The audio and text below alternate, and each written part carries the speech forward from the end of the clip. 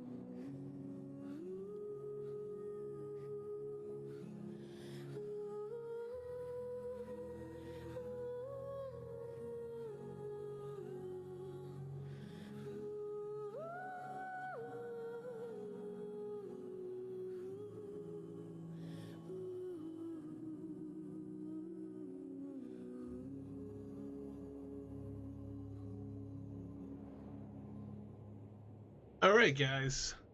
Apparently, though, the only way to stream on Twitter, right? On Twitter, right? Plus the premium. Oh, no, we have premium.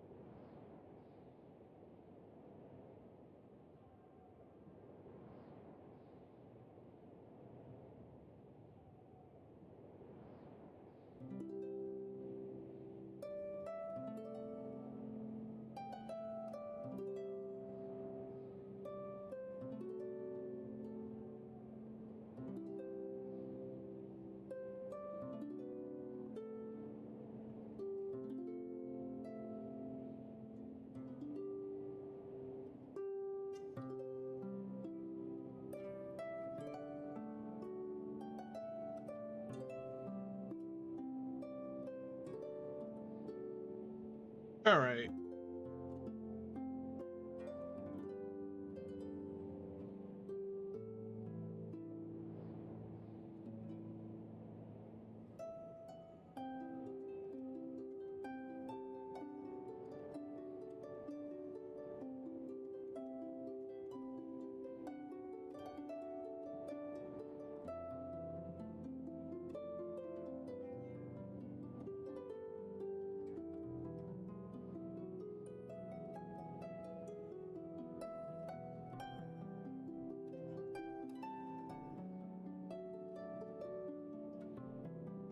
is go ahead back here.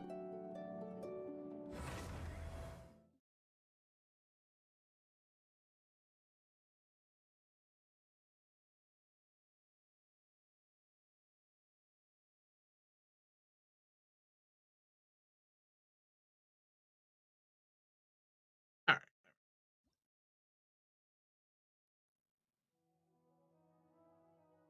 So if you're wondering what we're playing, it is Genshin Impact.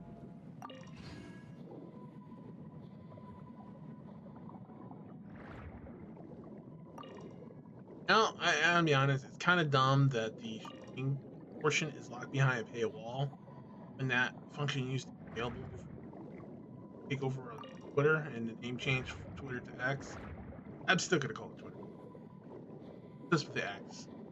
Twitter X, right? Oh yeah, it's kind of dumb. So I did at least verify your right? The overnight. You know, anyone could just buy it, right?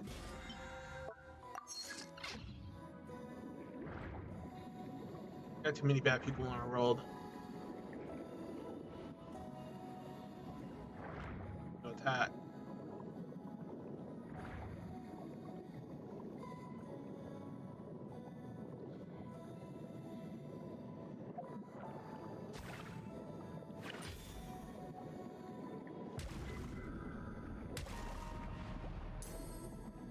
Last time I was doing, I was farming material.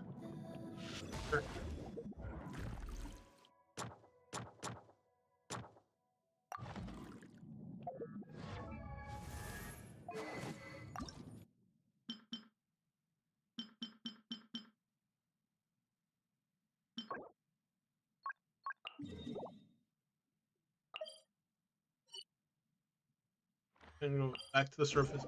I think I farmed enough last few days ago.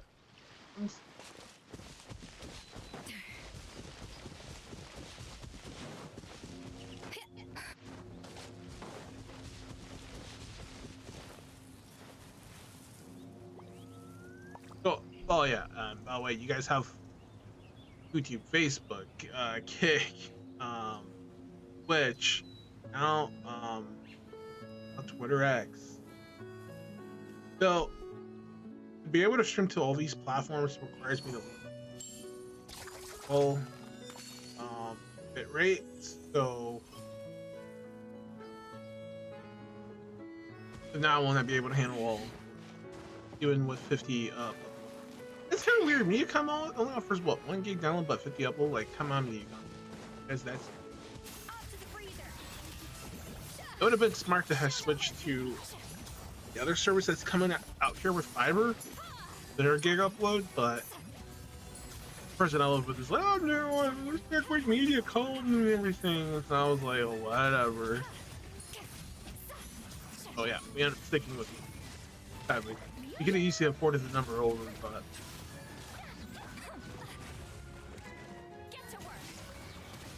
it's not a biggie. You just gotta control how much output for all the platforms.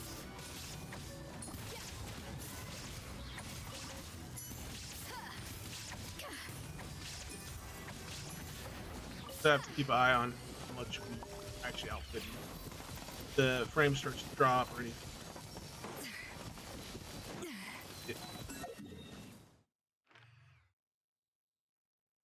Hopefully not too much.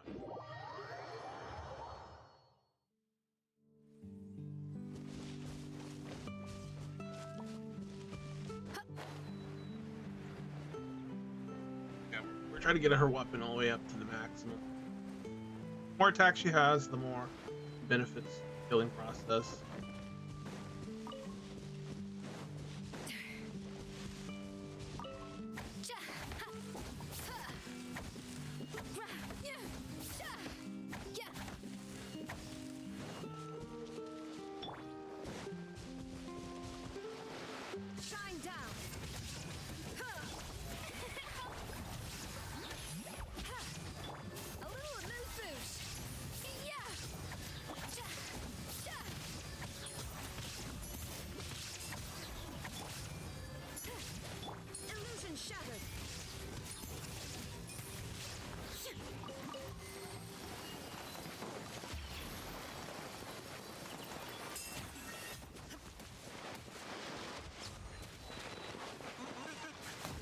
It is attacking me.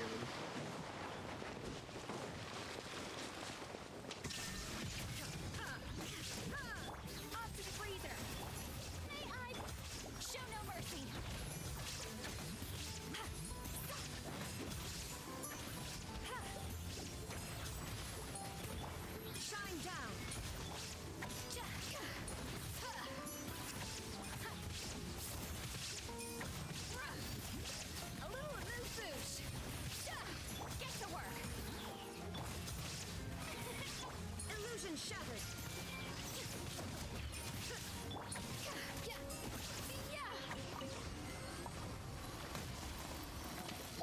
Farming so time consuming.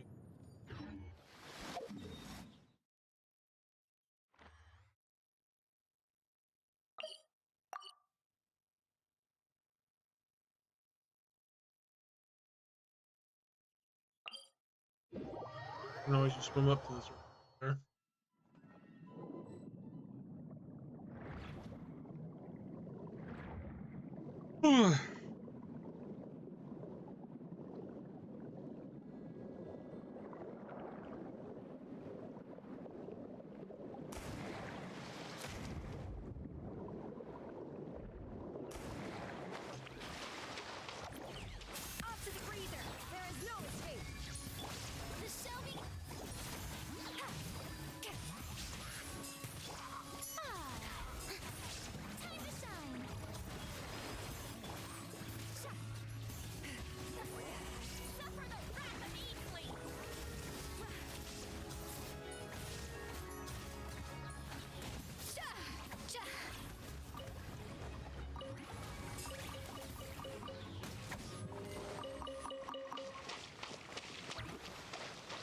That was a little.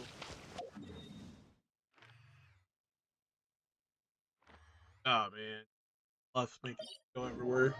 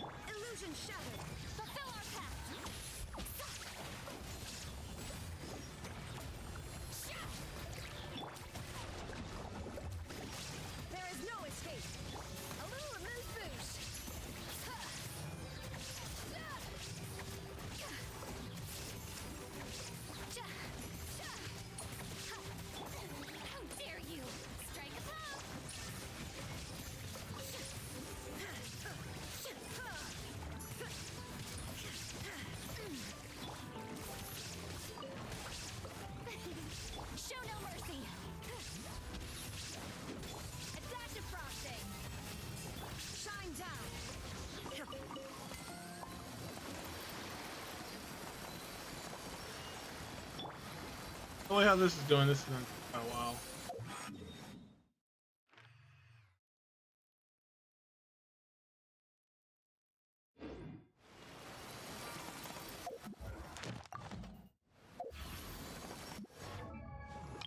Maybe we can hunt anymore. Exhausted. Ah, good. Represents. Yeah.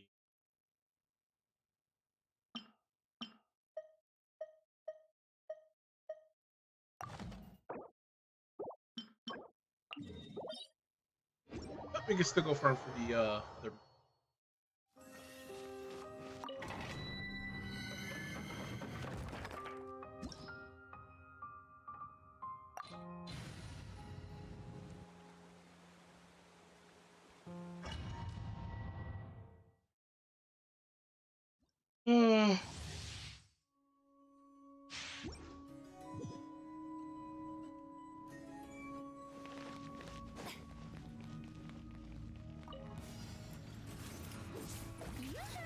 Let the world collide! There is no escape. Fulfill our path.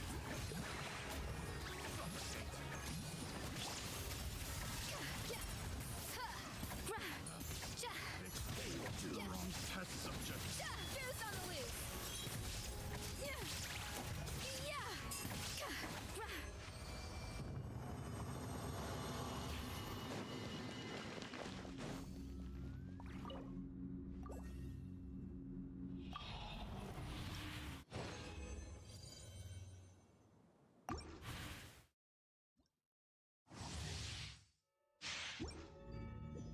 And farming, guys. No, good farming one. RPG in RPG games a long time, and I'll be honest, Show no mercy. you farm so much. There's so much. Days you really hey, get what you want. Hey, farming is not fun, guys. It's terrible. A little amuse-bouche. But when you acquire the item, you're like, I acquire the best item, armor, sword, object, or whatever it may be. Gives you that feeling like, this is all something you accomplish. And you know, you got those people, oh my god, you didn't accomplish that. Stop lying. Proof I got the item. Oh man, you probably just got it from show. Nah man, I did this all myself. My hours I put in. But yeah, you always get those non-haters, non-believers who don't believe in you. Don't worry. You have people like me who believe in you. Those other people don't. Need people like that.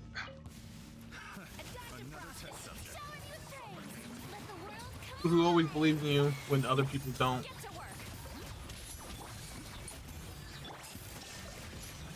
Hard work and dedication, guys.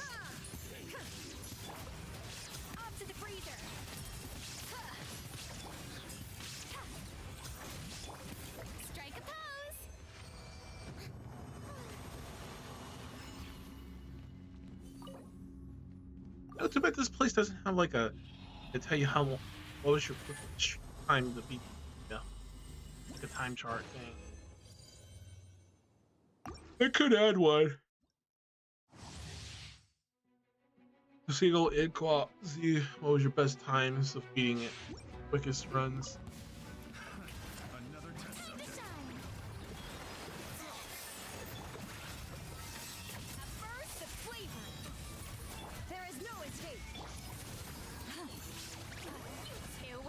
Time to end them!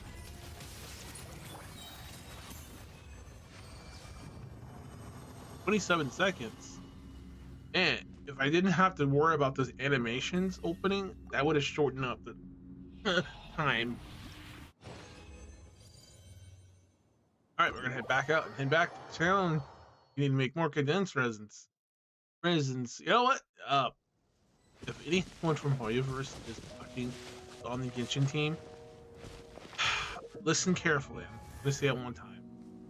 Stop with the 5 limit for condensed resins. Come on. Okay, Star Rail, EZZ. All these other games have really huge. Like, I can pour more energy to get more runs. 5 condensed resins is not enough. The 200 what we have for resin is not enough. Come on, up the limit, make it 400. Give us like more than 5 condensed resins. Like, give us 100, dude. If certain regions and areas like need restraints because everyone's just bringing away at the game, farming, let them. That's their choice. Or shit, if that's a problem, don't let them game at all. They can't handle balancing their responsibilities, what they're trying to do and accomplish. I know China, for one, is very 100% strict. So that's why there's only 5 condensed resins, because Genshin's probably the biggest top playing game over there for them. But it shouldn't have affected the other regions' condensed resin. It's not like that people can use VPNs anyway. The government would be like, oh, we see you use a VPN, we're gonna break your door down and take away your computer. Precision gastronomy are So much for freedom, right? And replication. First, Too uptight. That country's too uptight. you perform a quantitative analysis. But that's not a problem. I can understand they want to get things for their people, Welcome but to the it can't be control Guild. freaks. Thank you for completing today. Shit, if it wasn't for them, we wouldn't have this game, right?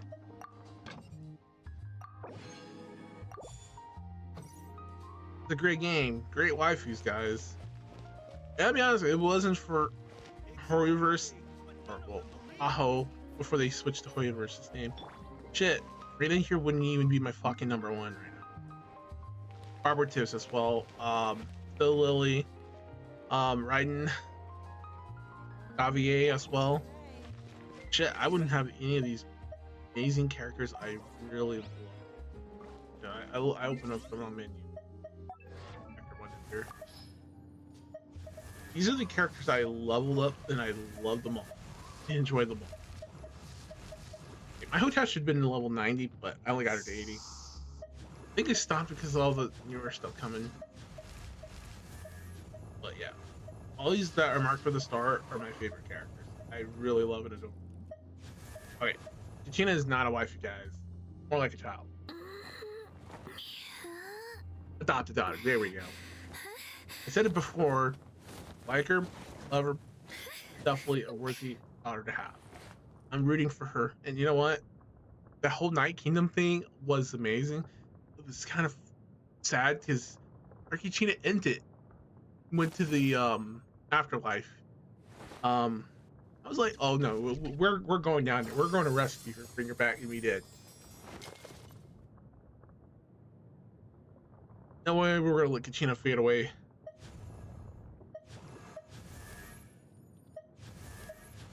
Wait, I don't remember marking her. Yeah, did I start marking all characters? Huh, that's weird.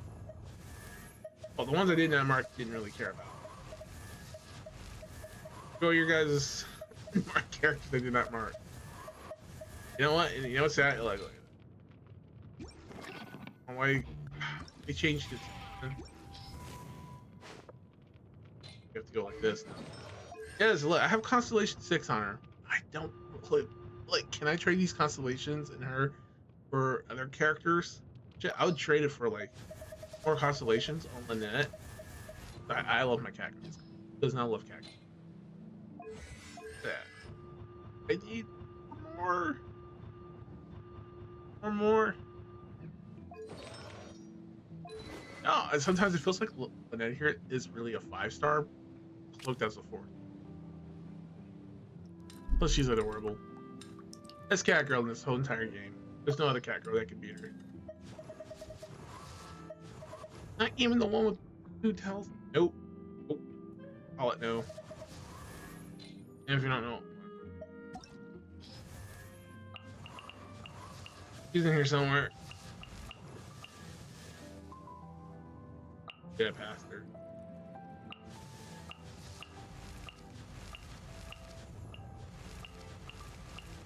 I probably did pass her. Those are presents.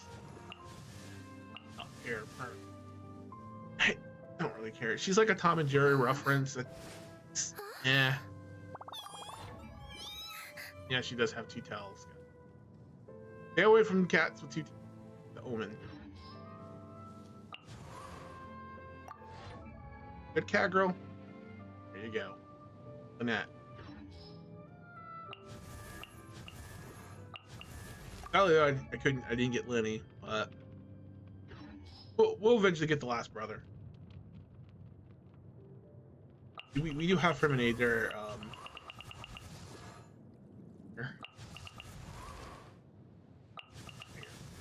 Do have him. You know what? His freaking trailer video made him look like he was a female. I was like, wait, is it a female? Oh my god, it's a dude. I was like, hey, but he's still adorable, man. Ferminator is awesome. So, Ferminator is not blood related to Lynette and Lenny. So, dead. He's like the adopted brother. Yeah, and it's only because he put them all together. So, how they formed their family. Well, if you don't know, Akachino's fighting style was Lynette with her sword, even though they use two different weapons. But you could tell in Lynette's fighting style, learn from her. That's how you know Lynette looks up to her.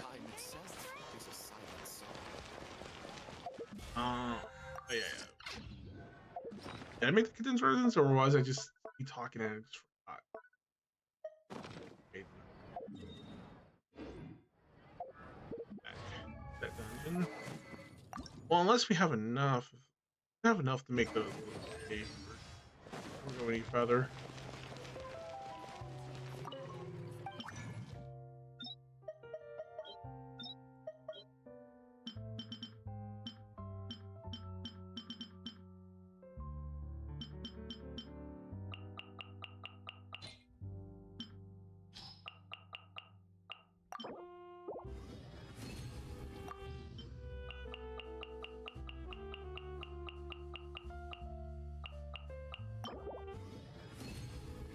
Yeah, I think that should be one.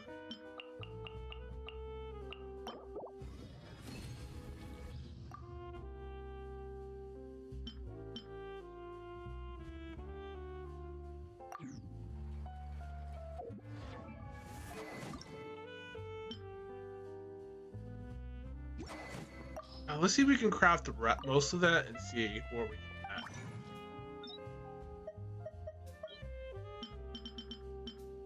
Not the world haunt.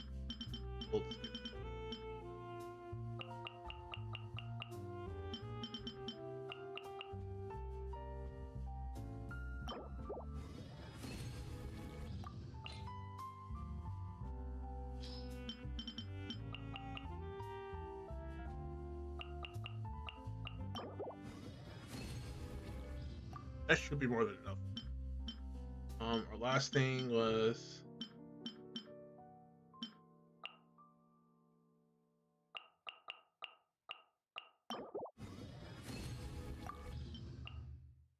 should be more than enough.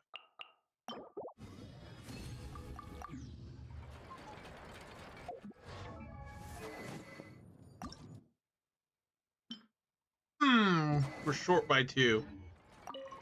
One.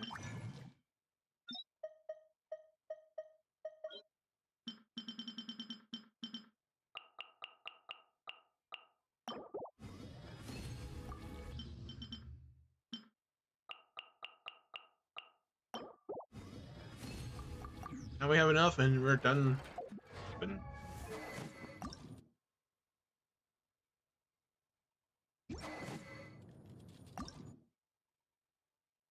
Whew, here we go.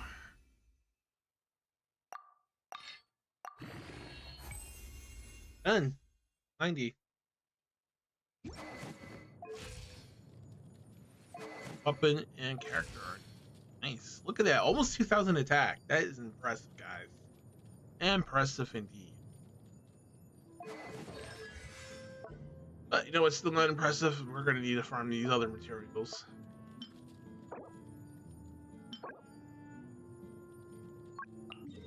I'm going to go beat up some clockwork stuff.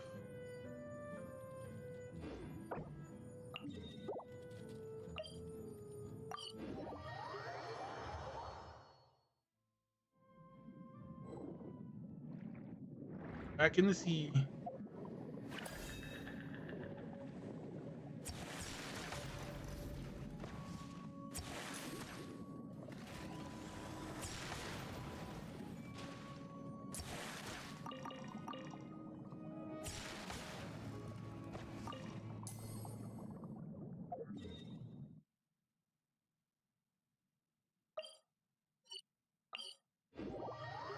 takes us to the water and then takes us back out of the water. I love that.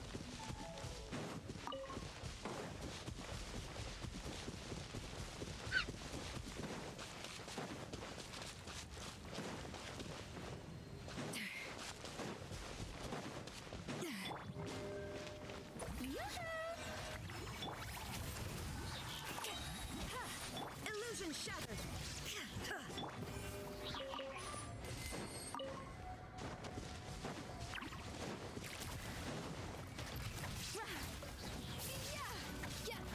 A little amuse-bouche.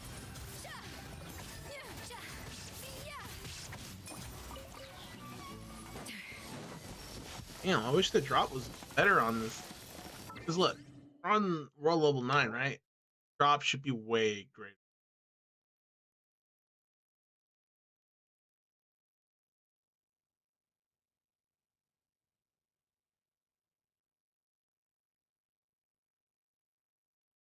It feels like this world level is just not good enough. Should have a much higher world level for higher drops. Drop should be great. Adaptive frosting.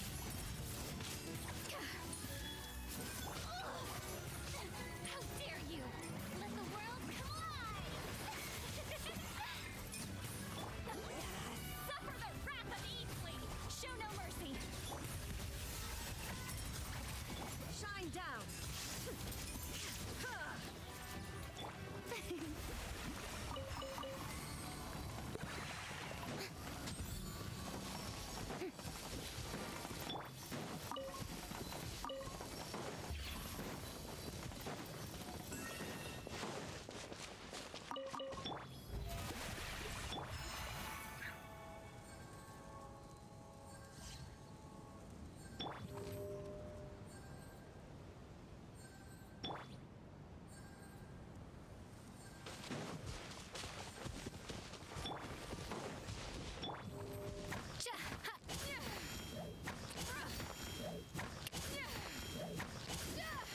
Great swords are great for a reason. Off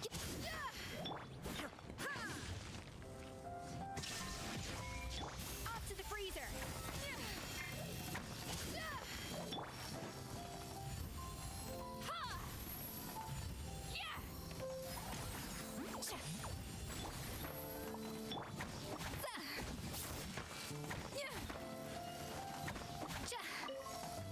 Just for one. Love that.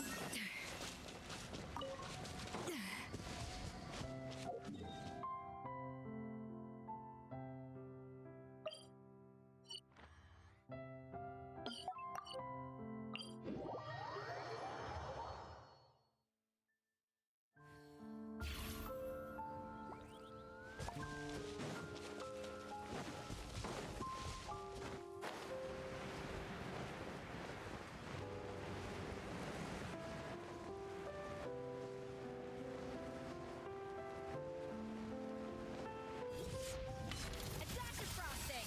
Goose on the loose. Illusion shattered. Get to work. May I present?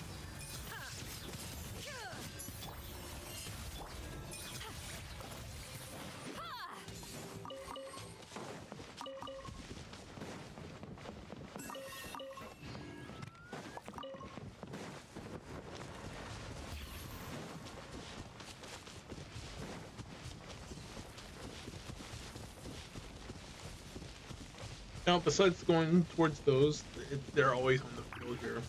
You'll always find enemies. Show no mercy.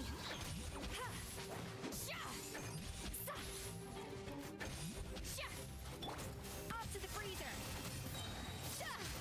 There is no escape.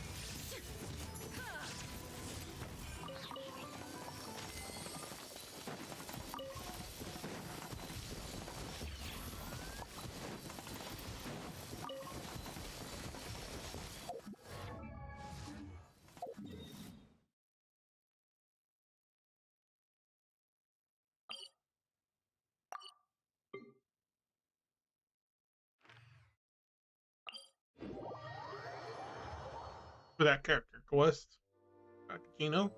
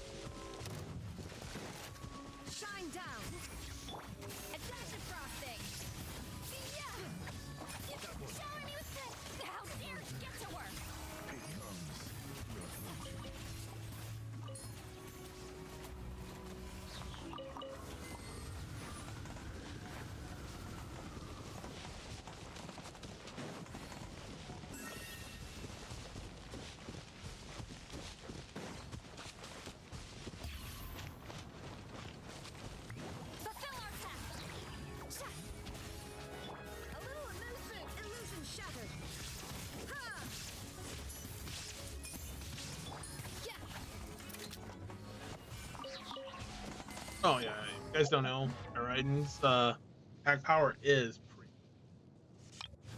You got two attack powers. One, well, they're not on buffs.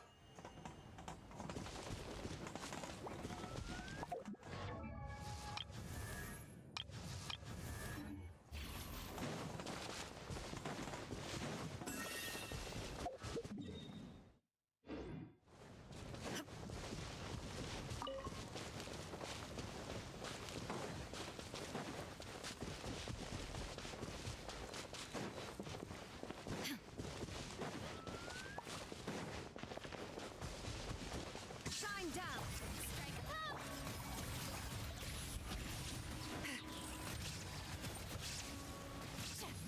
A dash of frosting.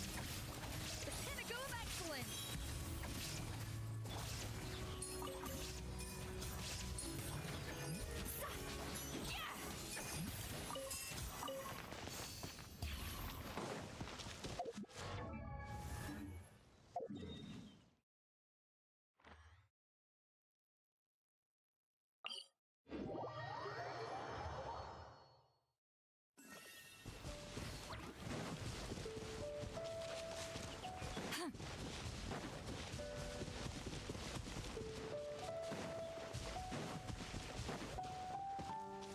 Shower me with praise. Time to shine. Another temper. Show no mercy. A little remove boosh. Hey, the wrong test subject.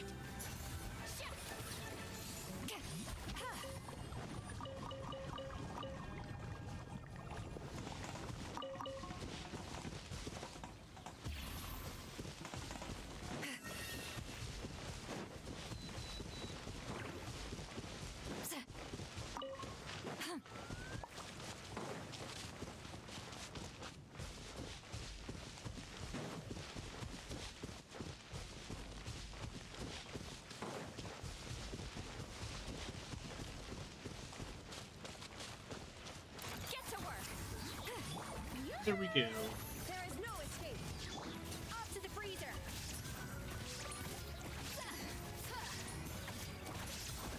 Yeah.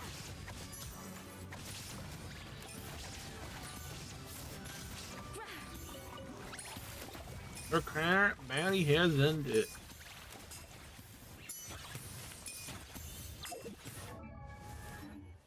I love how I go into that menu. Okay, we're gonna head over here.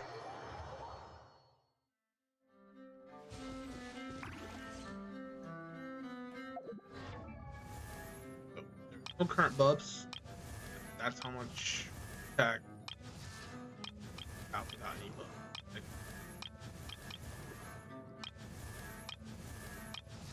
Even the most unassuming ingredients can produce a now, before we flavor. continue, But unlocking that potential takes a keen sense of smell, a refined palate, and an open mind.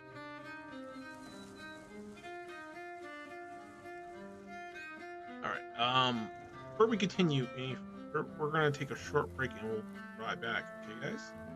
So don't go nowhere. We'll be right back.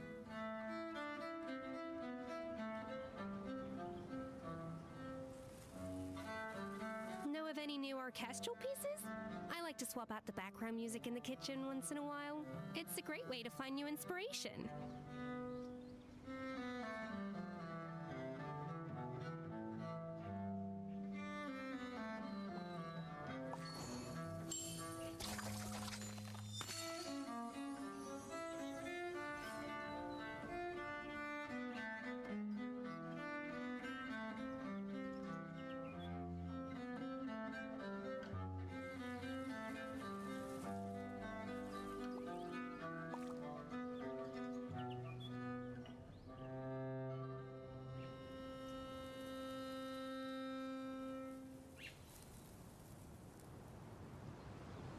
Even the most unassuming ingredients can produce astounding flavor. But unlocking that potential takes a keen sense of smell, a refined palate, and an open mind.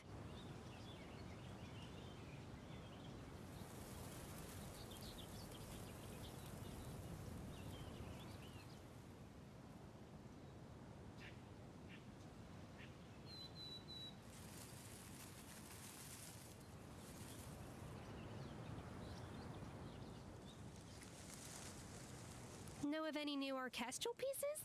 I like to swap out the background music in the kitchen once in a while. It's a great way to find new inspiration.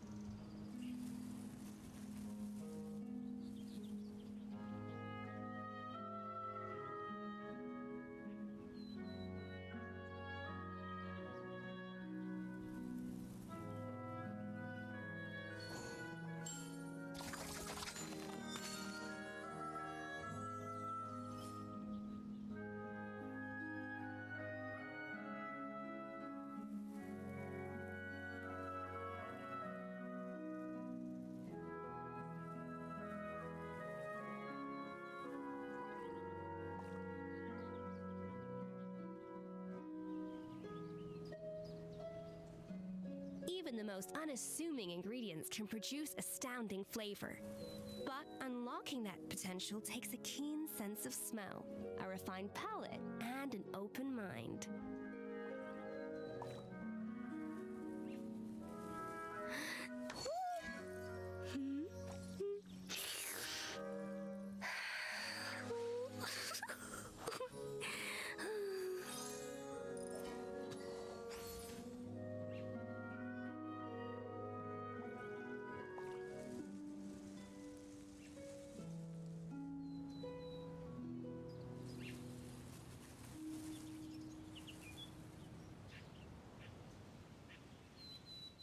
An important part of cooking is making sure the ingredients absorb the flavors in the dish.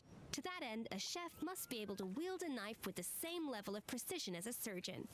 Practice makes perfect.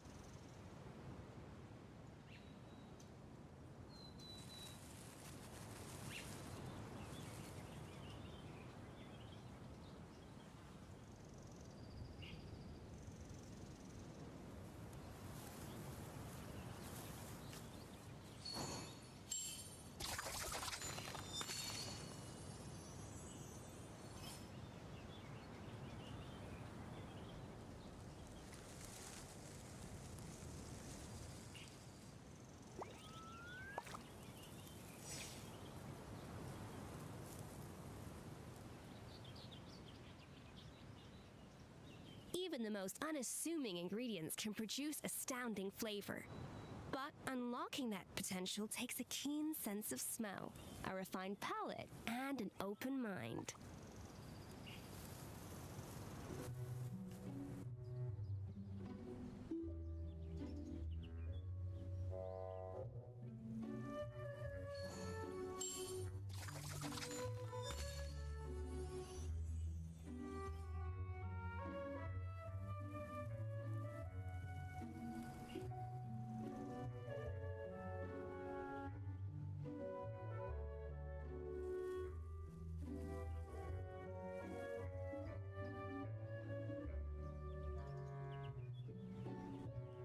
Know of any new orchestral pieces?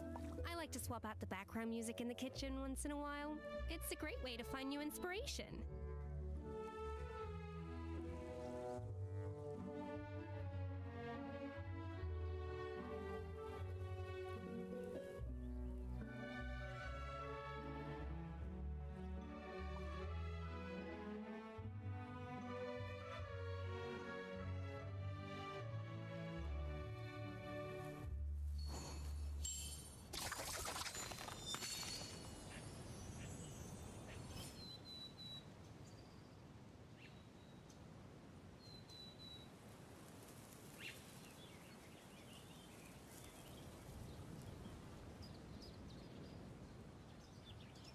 Even the most unassuming ingredients can produce astounding flavor. But unlocking that potential takes a keen sense of smell, a refined palate, and an open mind.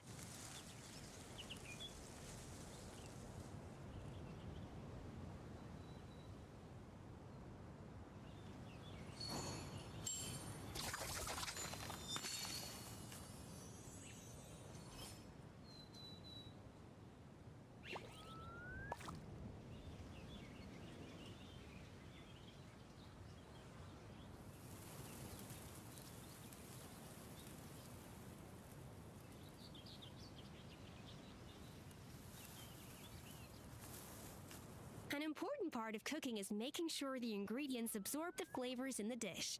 To that end, a chef must be able to wield a knife with the same level of precision as a surgeon.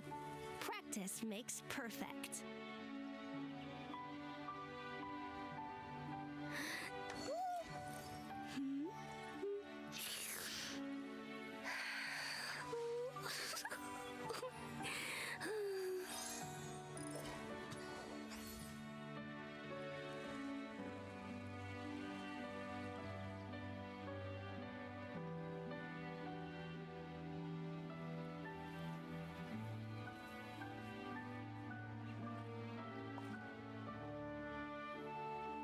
Know of any new orchestral pieces? I like to swap out the background music in the kitchen once in a while. It's a great way to find new inspiration.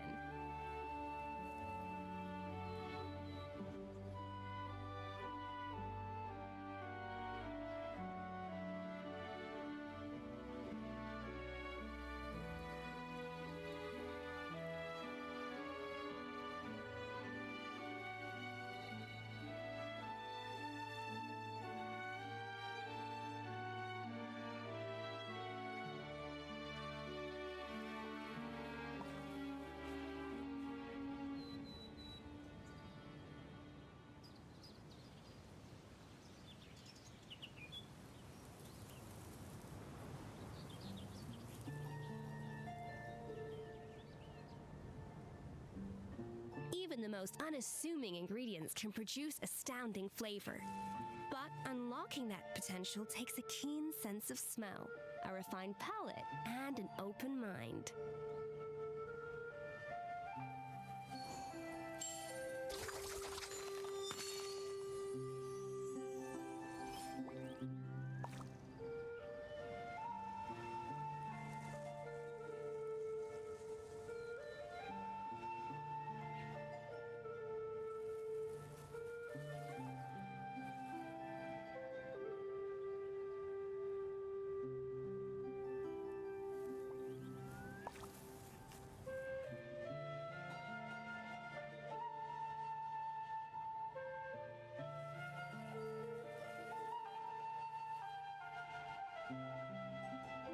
An important part of cooking is making sure the ingredients absorb the flavors in the dish. To that end, a chef must be able to wield a knife with the same level of precision as a surgeon.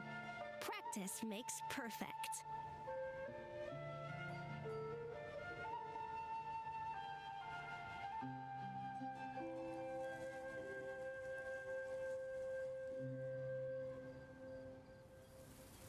Even the most unassuming ingredients can produce astounding flavor. But unlocking that potential takes a keen sense of smell, a refined palate, and an open mind.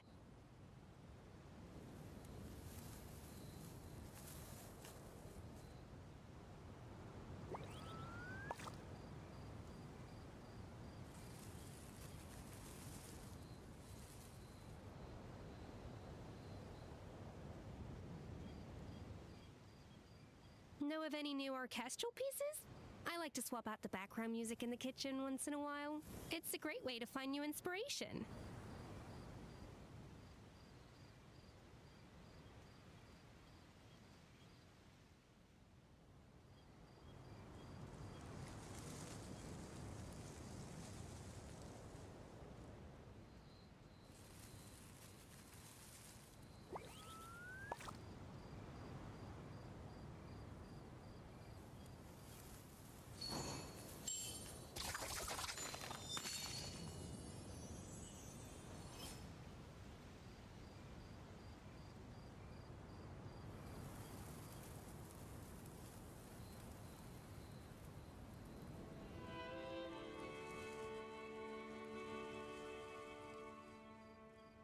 An important part of cooking is making sure the ingredients absorb the flavors in the dish. To that end, a chef must be able to wield a knife with the same level of precision as a surgeon. Practice makes perfect.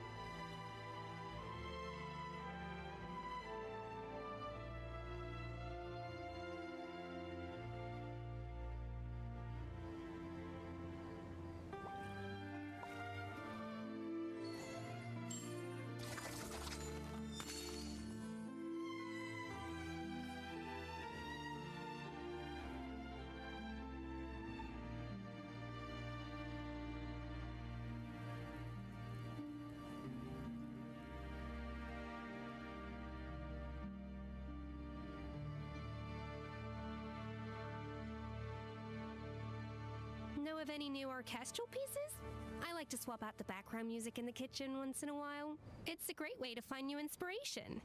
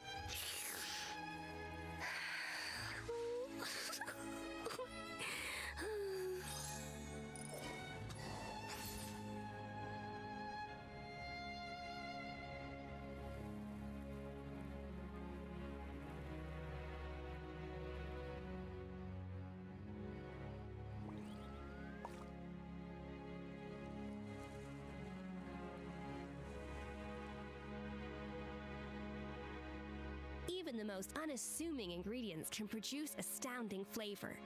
But unlocking that potential takes a keen sense of smell, a refined palate, and an open mind.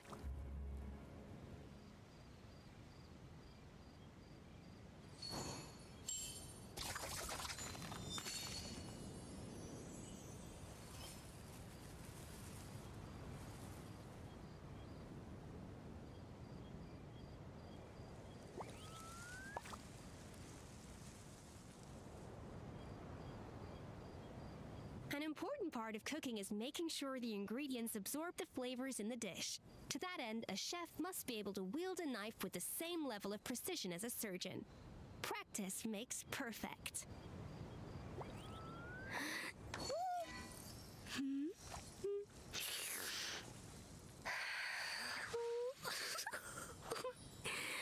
All right, everyone, have returned. So,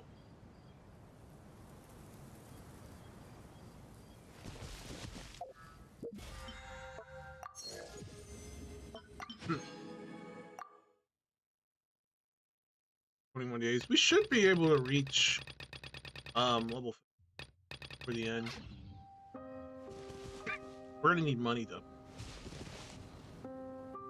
and artifacts too. So let's go. We'll actually go ahead and start the character quest for here. Yep, there she is.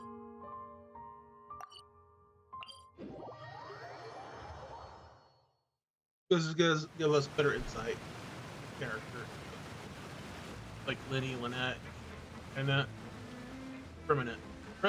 I said Permanent. Permanent.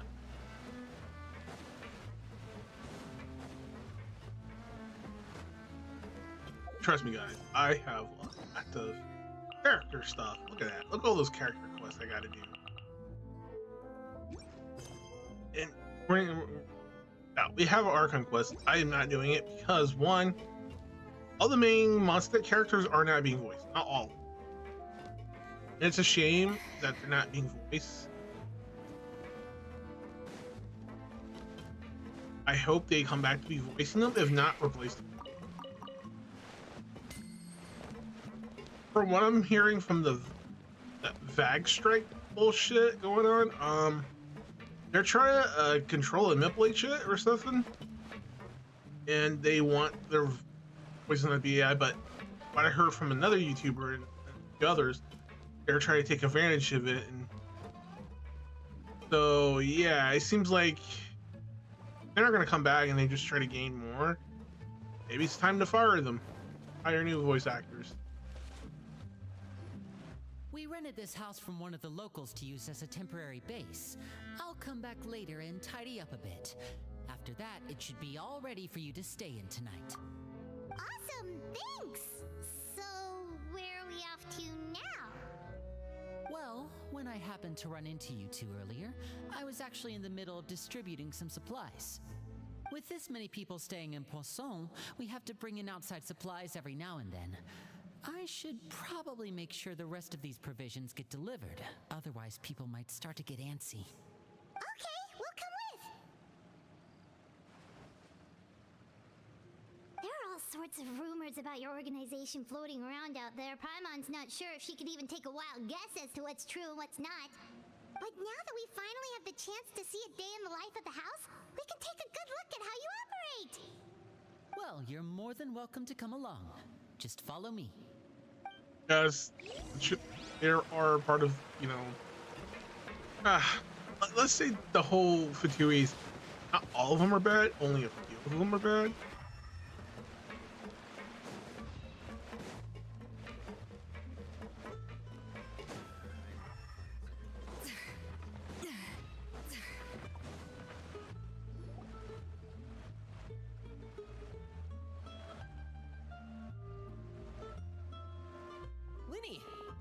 Here. The supplies. I'm assuming you've... Brought them with me? Yep, here you go. Hello? Something caught your eye? It's the Traveler and Paimon! No way!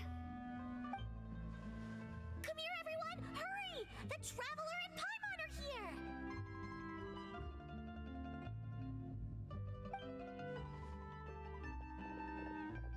One at a time, please. Don't crowd around them all at once. We don't want to scare off our guests now, do we? Oh, it's all right. Gotta say, Paimon didn't realize we were this famous. Of course. Father and Linny have told us so much about you.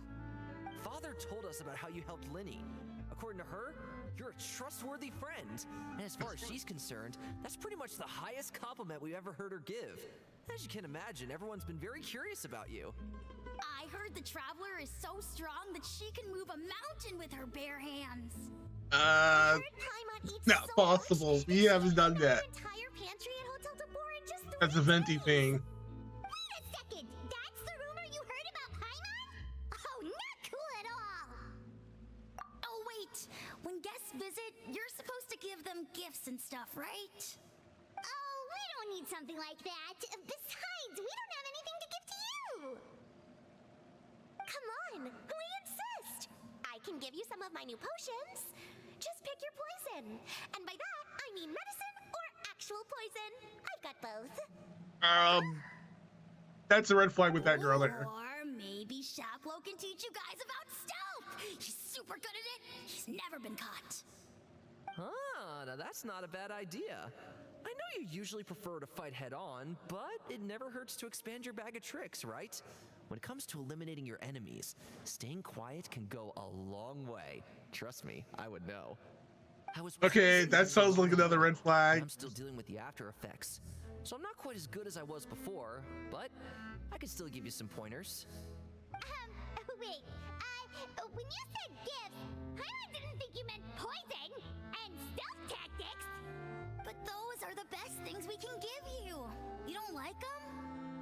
Ooh, how about this? Tell me the name of someone who really annoys you, and we'll teach him a lesson for you. Sounds like a hitman here. This kid's like a hitman, dude. All right, Fold Selwar. I think that's enough suggestions for now. When it comes to being a good host, it's the thought that counts. You don't need a physical gift to make our guests happy. In fact, pestering them with suggestion after suggestion might make them more annoyed than anything. I would say your enthusiasm has certainly gotten across. Yeah, we're definitely feeling the love weirdness here. It's been so long since we have had guests to play with. If there's anything you need, just let us know. Yeah, especially if it's poison or something. Okay, what is up with this girl with the poison shit? It's gonna definitely be an assassin. We'll talk to you all later. We've still got supplies to distribute. All right, see you later. Don't take any drinks from her.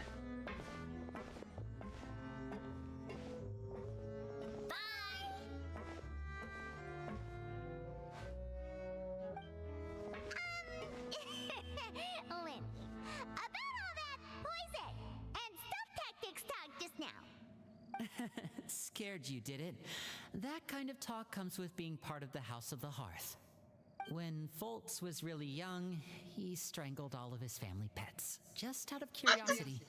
He was labeled a dangerous problem child and was abandoned by his family. Elwar has an unnatural obsession with potions. Father has forbidden her from trying all the different concoctions she comes up with, but she still tries to test them in secret. You really have to keep an eye on that one. Chaplot is around my age. While I'm mainly responsible for collecting intelligence, he handles surveillance. He's very passionate about his work and has no reservations about taking on some very difficult missions. I know you two probably aren't used to that kind of talk, but I can promise you they only had the best of intentions. Things like stealth tactics and that girl with the poison scared me the most. Until that hear about the boy one. Oh shit, man. Strangle on his pets. That's all. Yikes.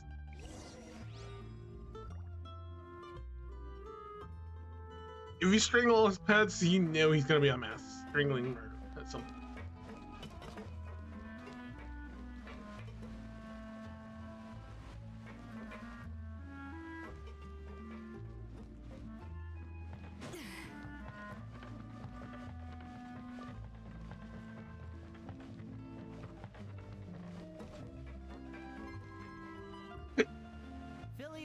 Supplies are here.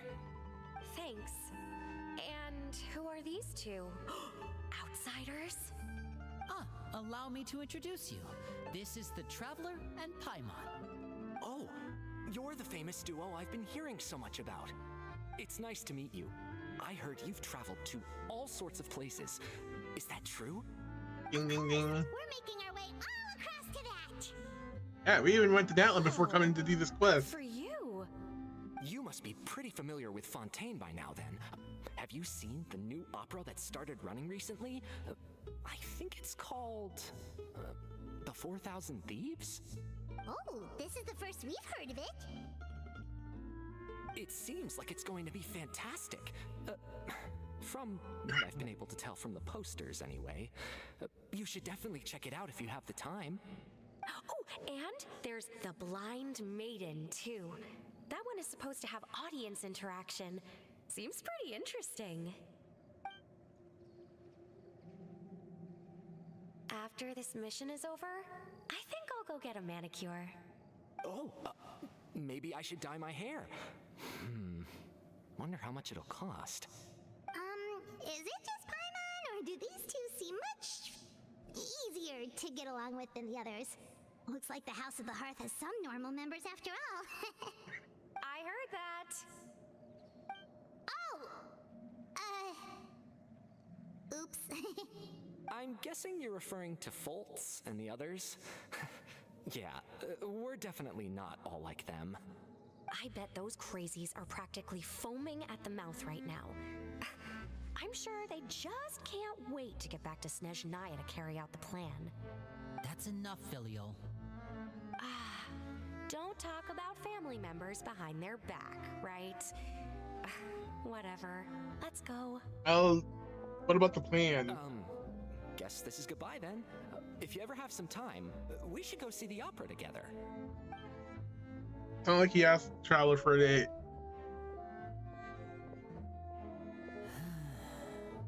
Liddy. Well, that's it for the supplies. We should probably head back as well.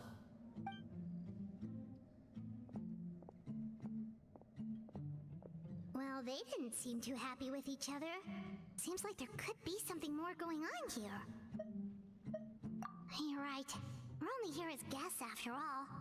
Oh, Linny's getting super far ahead. Come on, let's catch up.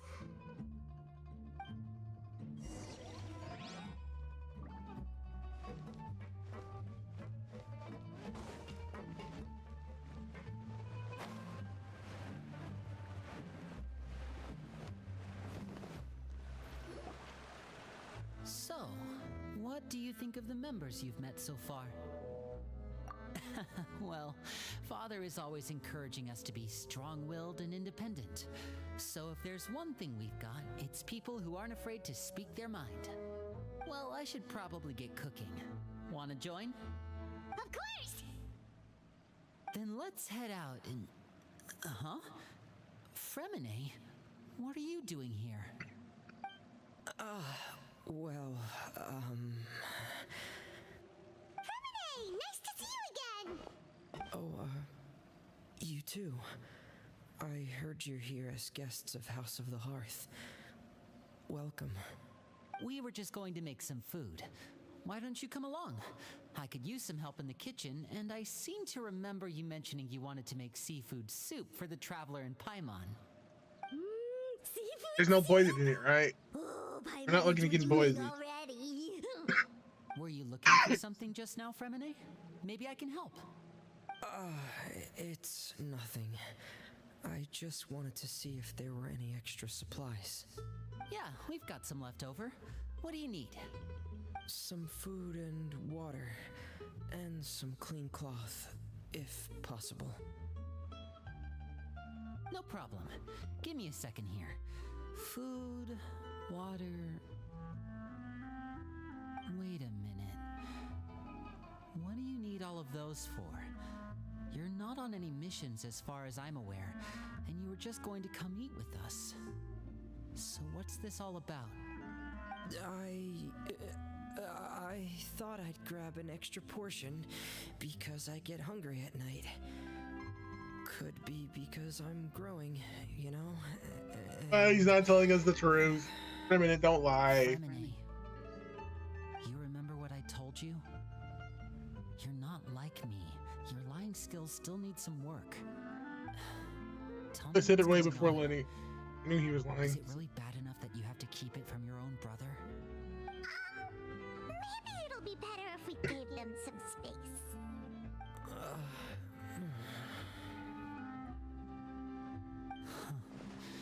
This is the first time I've seen that kind of look on your face. Whatever happened, does it have something to do with Father? Yes.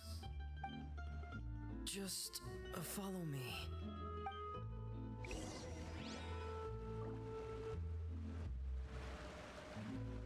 Sounds like we're about to hit into more trouble than you did.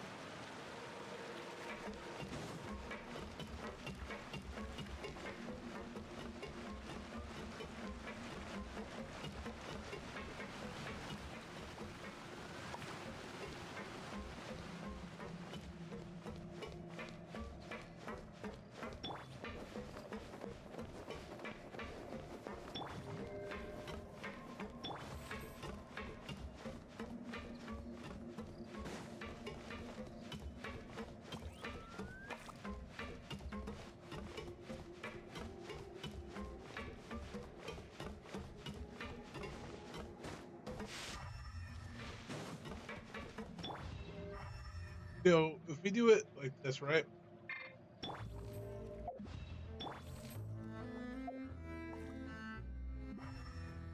So when you do it with Scylla, you get this special, little different.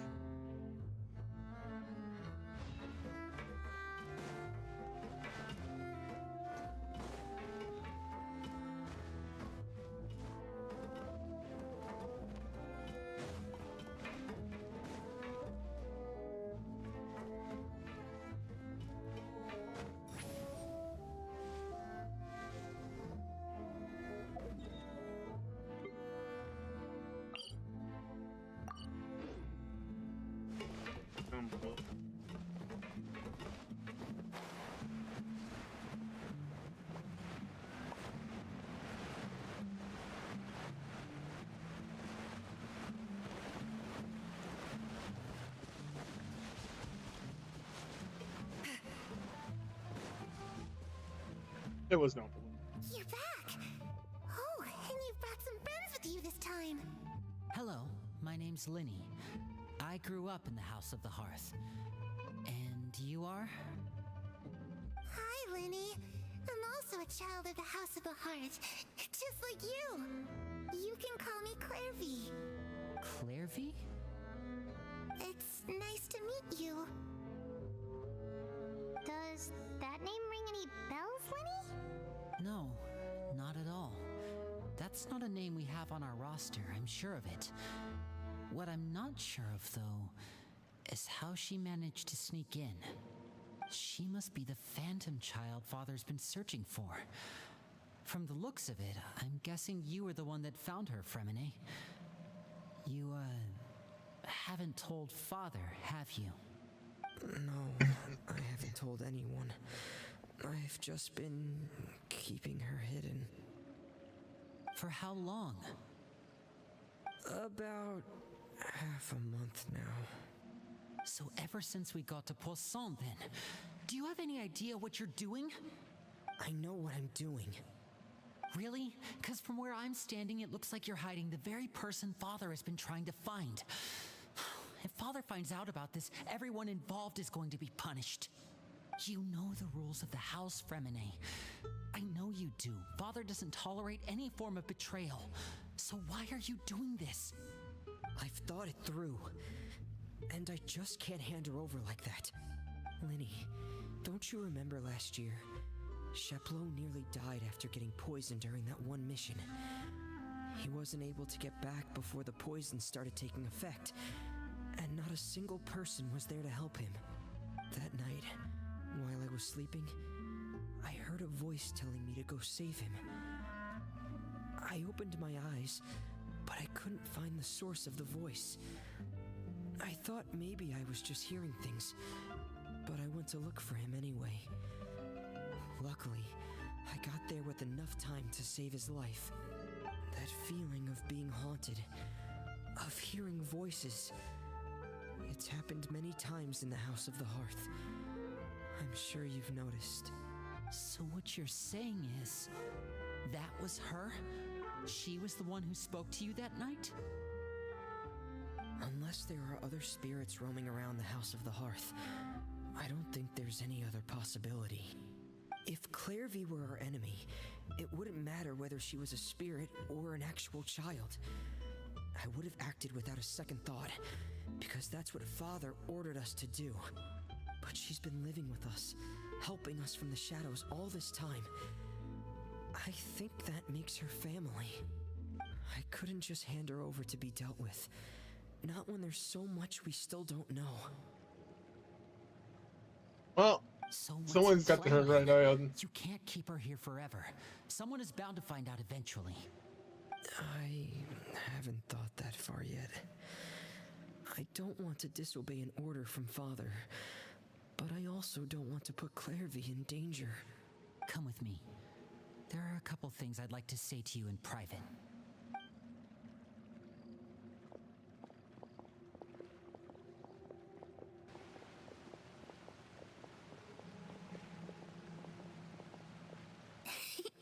Those two sure care a lot about each other.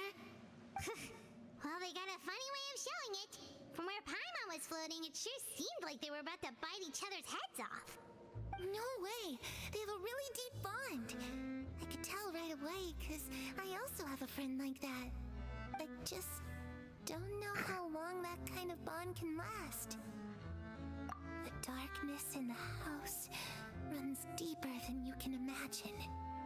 No one can get out alive. I'm sorry, Linny. I really didn't mean to drag anyone else into this.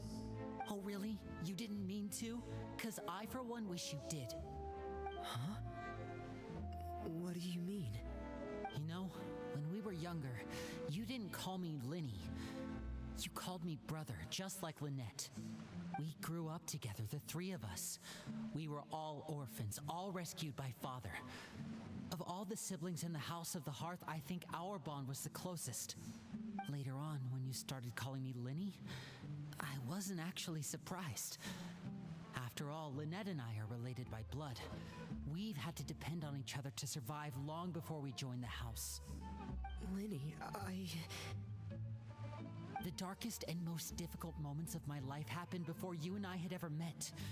I'm sure that's true for you as well.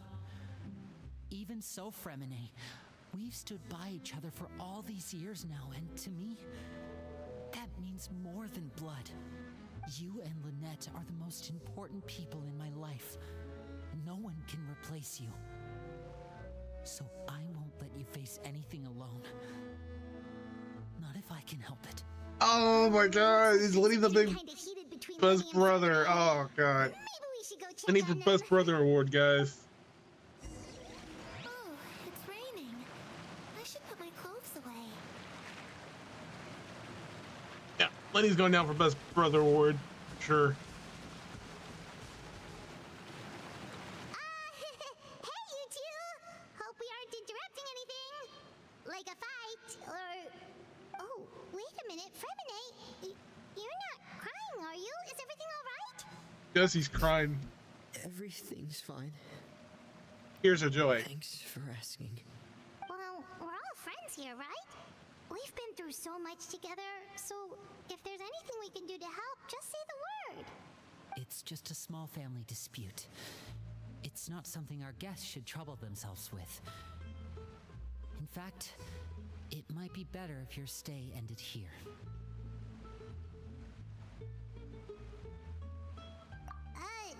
What are you getting at, Traveler? When guests are around, families are often on their best behavior. And any disputes are less likely to escalate. That's what you're trying to say, isn't it? I just... Thank you. I was really hoping to keep you out of it. But even if I could think of some other reason to turn you away, I'm not sure I could convince you. I know things could turn dangerous, so I promise you this. From now on, I'll protect you like my life depends on it. Me too. Well, back to the matter at hand then. If we don't plan on handing Clairvy over to Father, then our only other option is to solve the mystery of her identity before Father is able to track her down. That means finding out where she came from and what she's doing here. Then we can send her on her merry way and pretend like none of this ever happened. I've tried that already. And? And nothing. I tried taking her somewhere really far away, but after some time, she just reappeared. She even came with us all the way to Poisson. It seems like wherever the house is, she follows. Maybe she really is a ghost. Don't know much about spirits. Do you two have any ideas? Let's see here.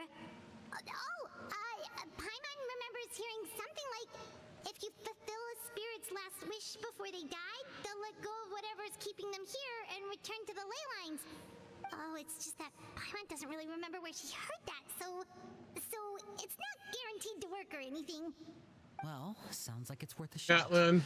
Guess that means we should go ask her about her wish.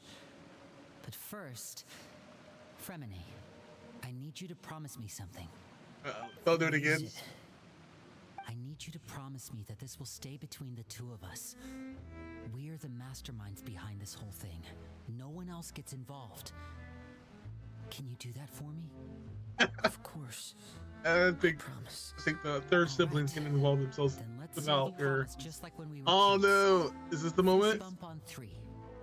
Ready? 1, 2, 3. I swear. I knew it! She came out of nowhere.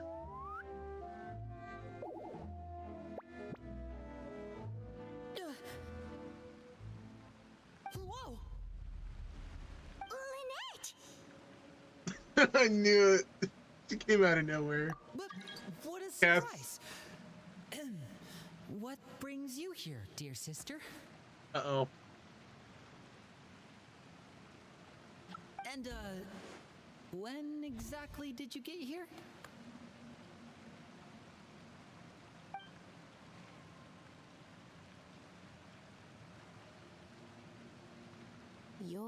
idiot, brother. And you too, Fremine.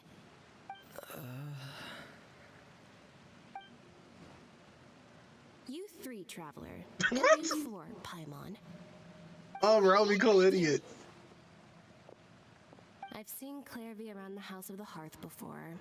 I hadn't seen her in Poisson, so I figured she must not have come with us.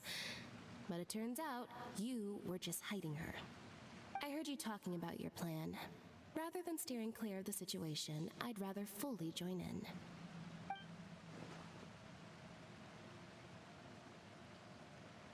If you don't agree, I'll have no choice but to report everything back to Father. Simple as that. You're not giving us much wiggle room here, Lynette. Well, I guess we're all in this together then. After we talk to Clairvy, we'll figure out our next move. There's no time to lose. Let's go.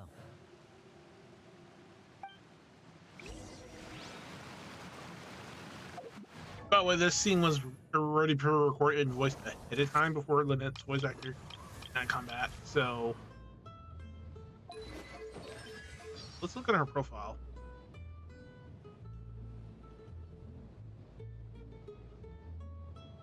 So we're gonna look up and see what's going on with Lynette's voice actor, because she was not voiced during the event.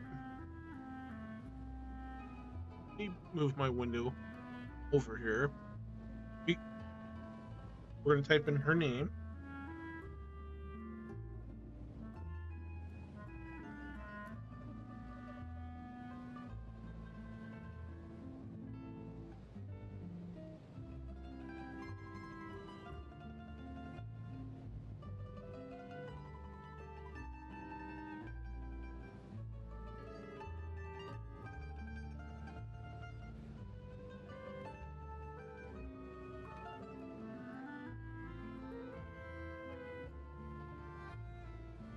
Right.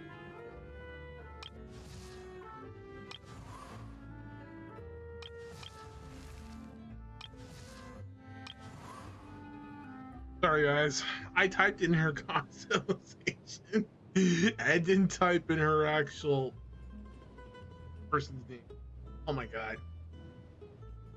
That is so silly of me.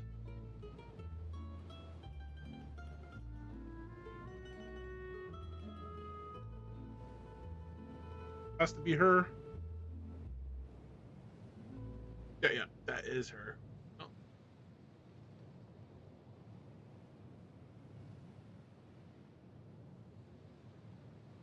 In her, oh, she was born in 1990. She's only 27 years old. Holy crap, she's. Huh. Born in 1991. A little few years difference.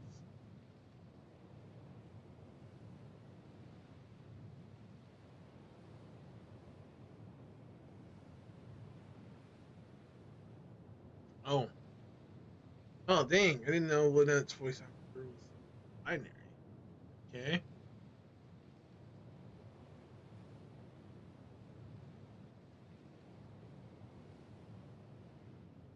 Looking at her career, she voiced a few good characters I knew of.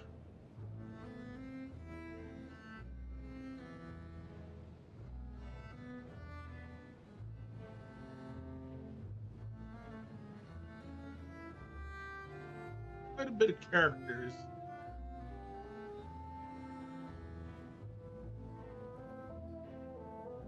There's quite a bit of characters in actions.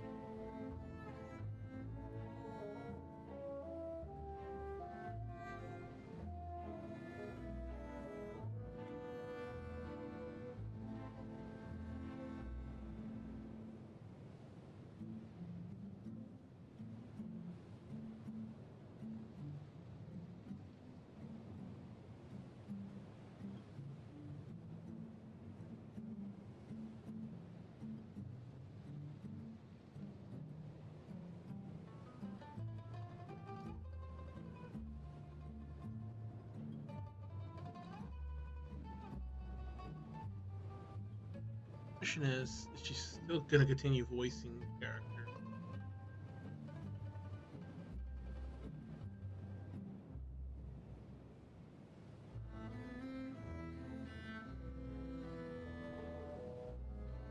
check on news. There's not much news. Hmm.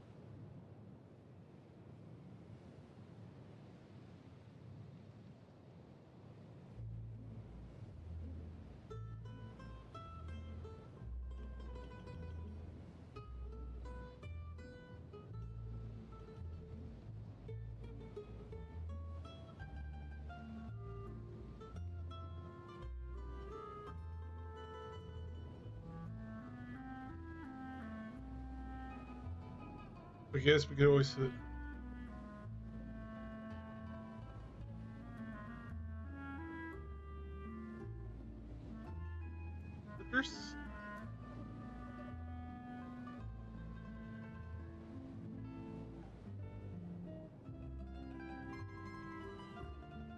Well, she's still confirmed as the voice actor for her.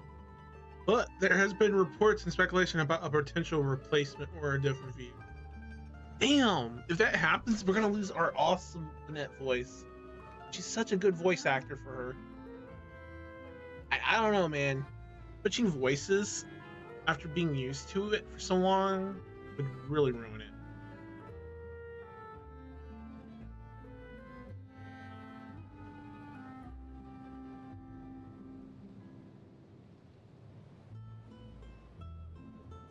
Had a big, huge spike drop or lag, guys. Probably because I'm searching.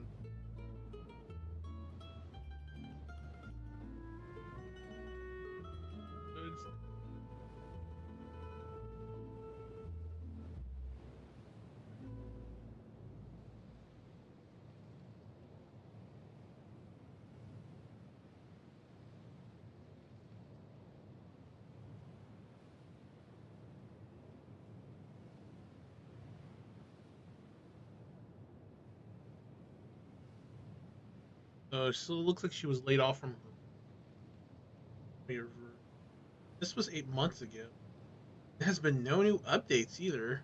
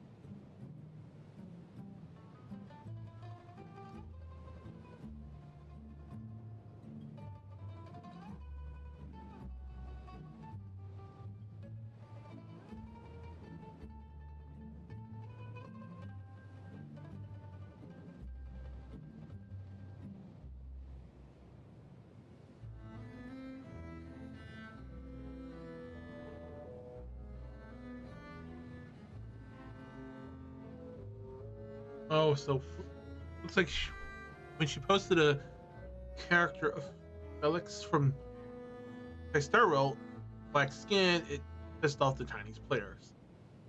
Well, this game is technically made there. Reverse is technically in China. It shouldn't really piss them off because, to be honest, some of the skin character dark color could have been actually much darker in that land. So, someone making a drawing of a white normal character to dark, like this would be like if someone took team, right, Velfe, right, made me dark. I'm not gonna be pissed. I'm gonna be joyed that you spent the time to draw that with me with dark skin. People these days in this world, if her voice gets replaced because of that, I hate to say it. I'm gonna say the N word. This is for the K word, but people take a chill pill, relax. Hopefully we don't lose her. If we lose her, it's gonna be so sad. Like this happened with hyperdementia, Blackheart R. When her voice actor got switched, the Cineray approach also got switched. Noir's original voice actor had a more bitchier approach to being a Cinderay, and that got switched to the new one. It was like a different whole approach to being a Cinderay, and it just felt weird and awkward. It was like, this is definitely not the same I'm used to. But I had to learn to grow and accept it. It was such a painful experience. It's no different from like Tanari's voice actor getting replaced. What he did, which is like a shame. To be honest, I'm gonna be honest, his voice was perfect for anyone. It's okay. It's just didn't feel like Tanari. Now it was a whole change. I hate when that shit happens. I think before anyone can hire like a voice acting character, background check, see how they interact with the character, whether it's good or positive, based on all that, and check and make sure they're legit. You have a Discord and community, and they can share it for the work portfolio. That just helps get the role better. But the community sees them as this horrible persons. Wow. But then again, there's always two sides to the community, the good and the bad. Shit, man. There's no more other information of whether she's coming or not. There's been no updates since last year.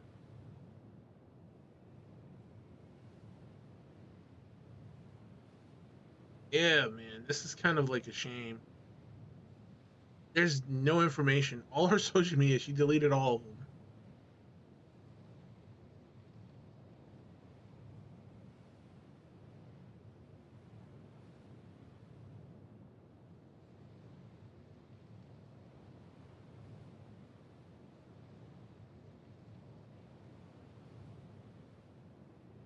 Well, it looks like she still has her Twitter. Not her Twitter, Instagram.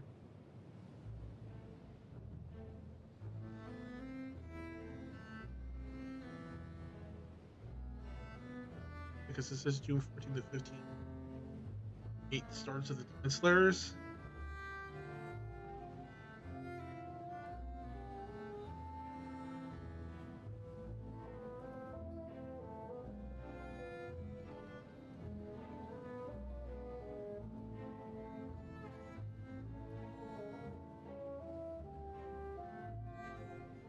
This year is like 7 weeks ago. Let me go ahead and like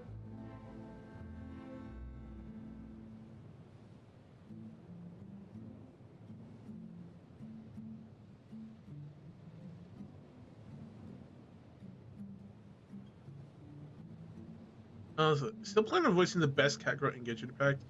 Your voice for her was best.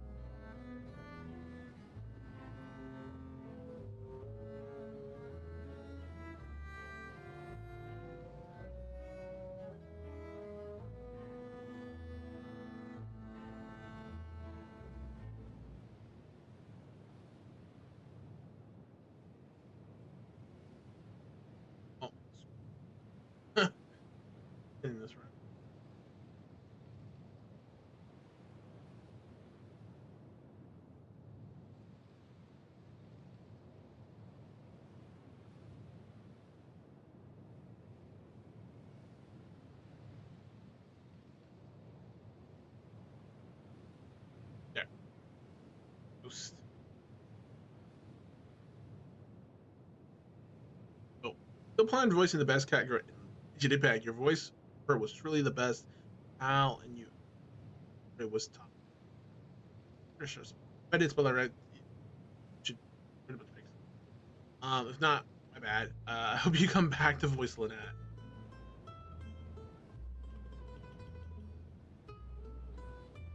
So she voiced quite a bit of characters, like Enkidu from Zero.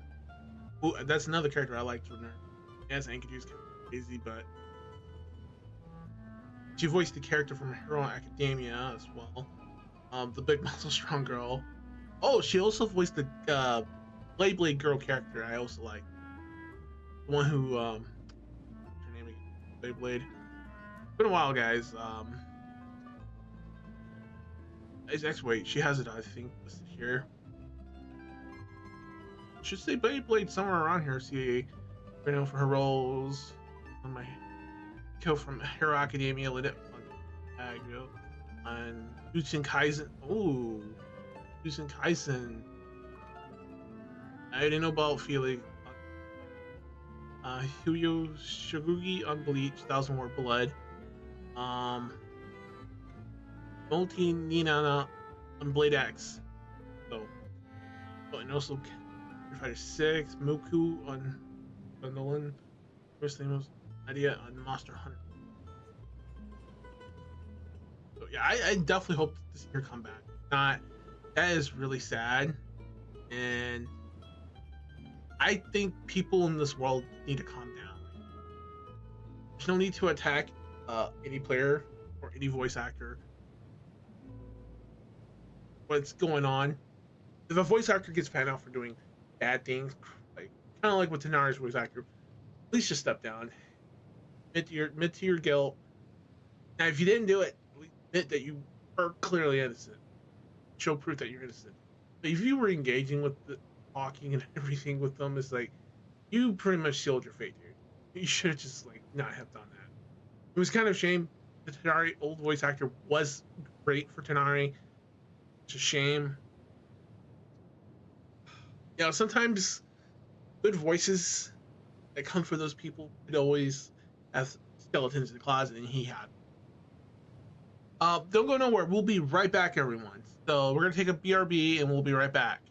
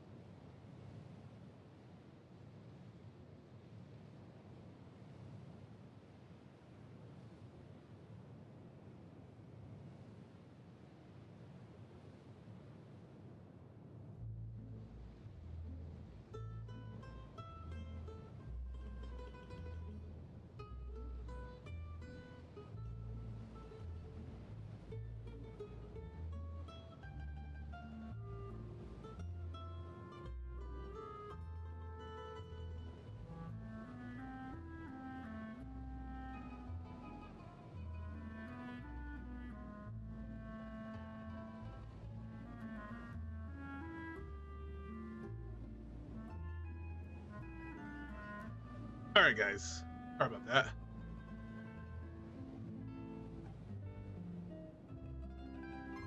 By the way, when I was typing, I also collect a bunch of random.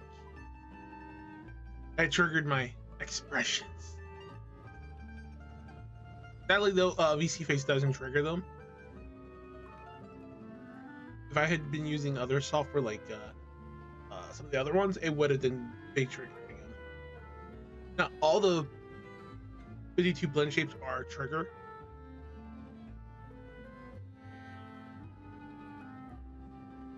All those things are triggered.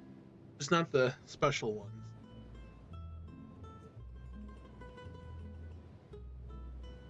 Something like that.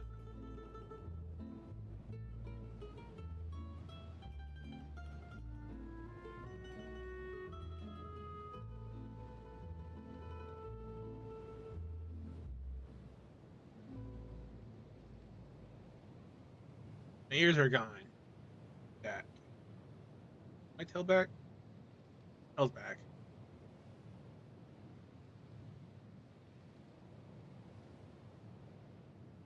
In the shades. Yeah. There's different lighting. It does do it. And you know the secret to the light. Light. Most powerful sword.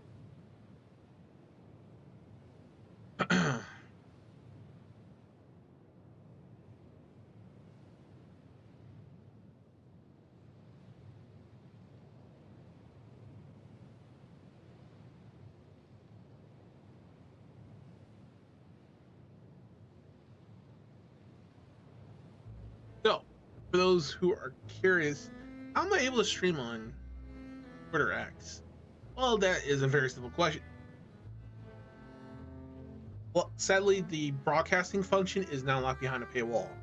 Oh, I did subscribe so I could get that unlocked so I could stream. So, I have multiple outputs. I'm streaming to Twitch first, YouTube, Facebook, Kick.com, and then here, Twitter X. 5 different platforms. Sadly, though, most of the bandwidth for the upload needs to be half down in order to maintain it. And when I did type and open up a search thing, it did kind of weaken it. So, the Facebook one probably will be stopped or to save more bandwidth. Maybe. I'm just hitting all these platforms to see which platform will help me grow. Whatever platforms are the strongest with the most viewership and the most interactions will be the main platform I'll be using.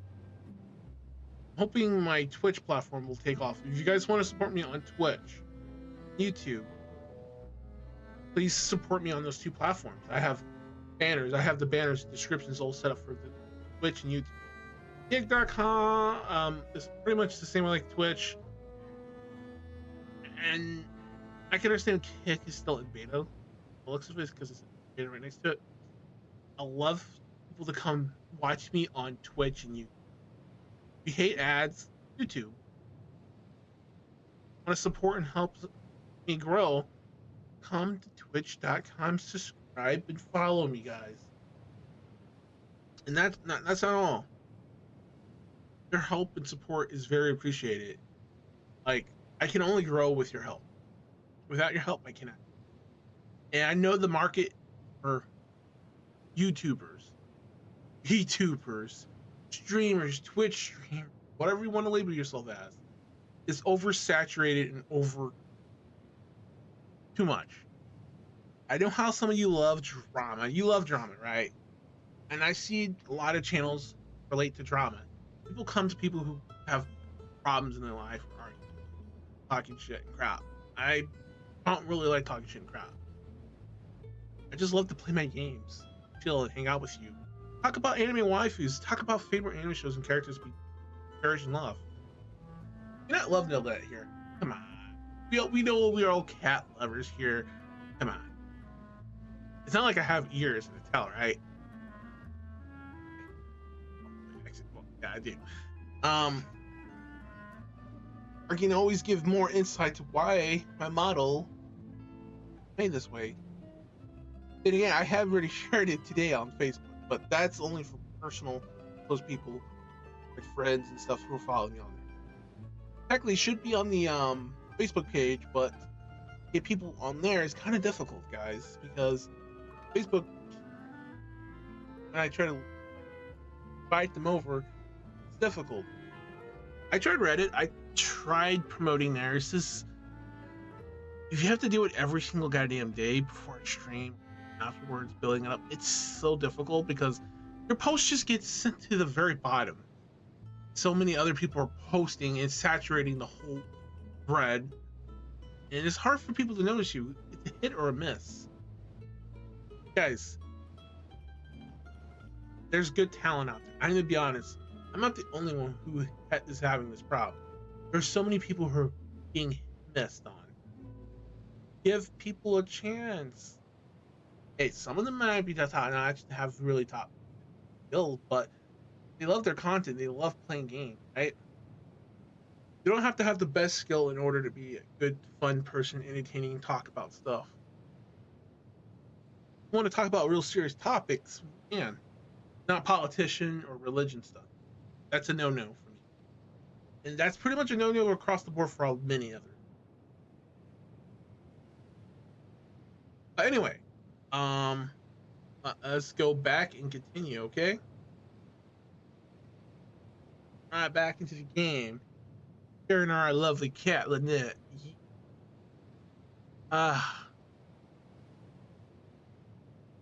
Yes, Lynette is amongst my harem, my waifu harem. So, let's go over this. So, we have Barbatus, we have Farina, we have Lily, we have Escavier, we have Raiden, Gany, Lemaine, Lynette. So, those are amongst my listing. Ada was my go carry back then with Jinling. They're amongst that list. Well, actually, pretty much most of the Genshin even our lawyer girl over here is Aelin, Hotel. Yeah, we have a lot of characters we love. Actually, I probably should make a separate one to include all the Genshin waifus that are part, like my Genshin harem waifus, all in that one category list. That way you have a rough idea of, oh, okay, it's these characters. Or I wouldn't have spent time leveling most of them up if they weren't. Okay. Hina, no, not a waifu, not a part of the harem. But for those who know in anime, there are daughter figures and son figures too. Tina would be under my daughter figure. Ideal daughter. Gotta root for her. Root for her if those who got to now. Anyway, let us continue our story.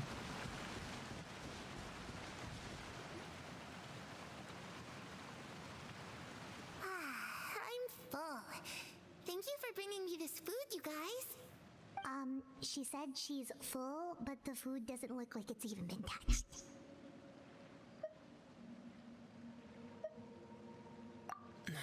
That's right.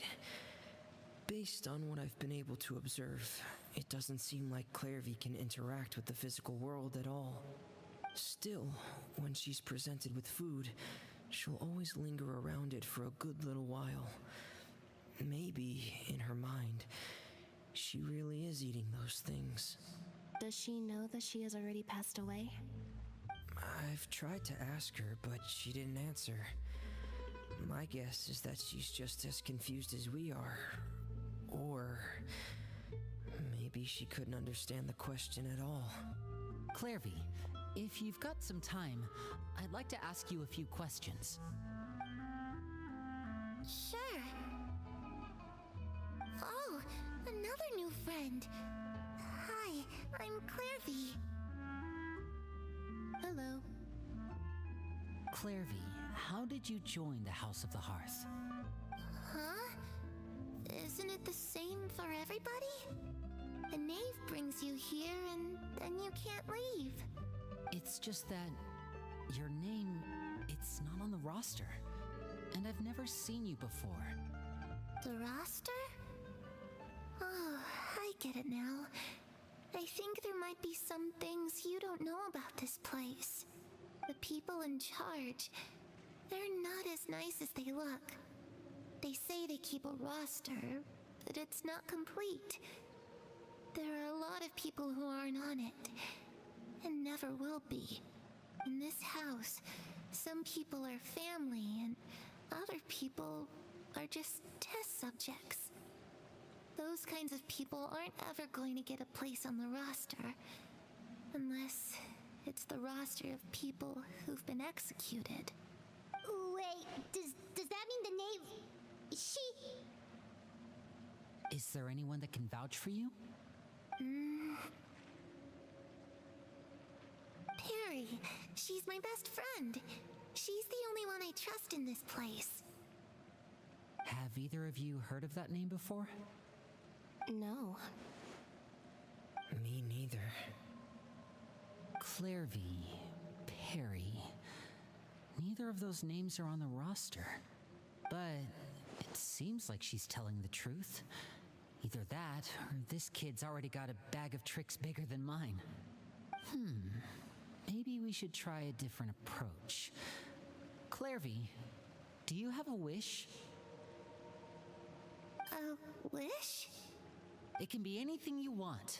Just imagine, it's your birthday, you're blowing out the candles, and your wish is...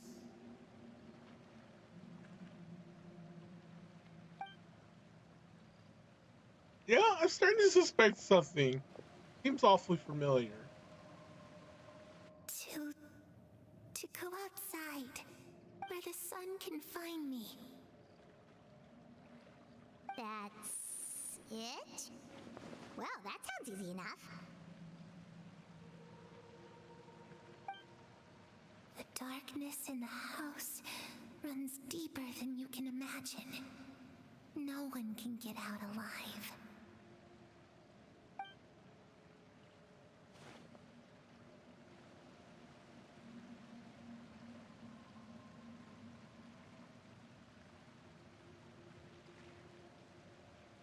Okay, time to divide and conquer. Listen up, I've got a plan. I'll try and find a way to use basic illusory magic to take Clairvy outside and bring her somewhere with sunlight. Lynette, try and find the list of executions that Clairvy was talking about and see if her name is on it. Fremine, you stay in Poisson. We can't be the only ones who've had run-ins with Clairvy. I need you to collect intel on everything she's said and done. Understood. I'll try my best. What about us? What should we do? I really appreciate your willingness to help, but this is a family matter. I don't want to drag you in too deep. It's too risky. Let me think. Since Father considers you to be guests, maybe you could stick by her side for a little while. You don't need to do anything except keep up some nice casual conversation. Pretty much keep her baited, keep her finding out. I'll give you a magic bird.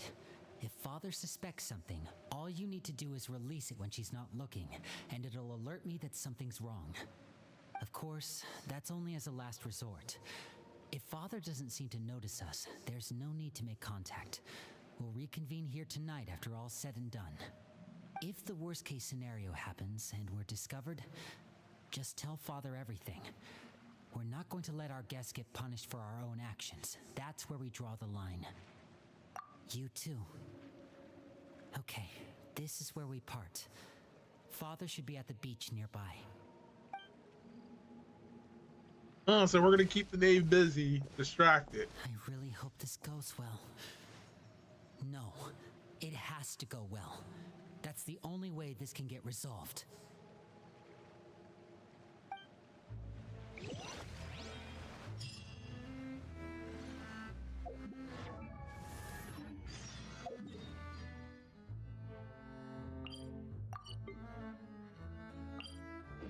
I'll just use this to get there quicker.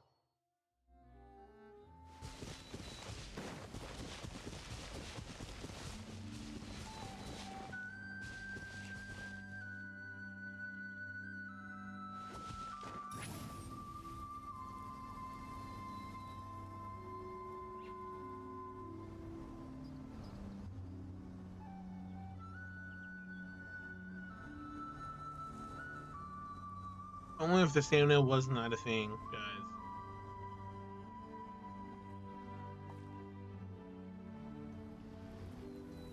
Oh, yeah, I guess down below.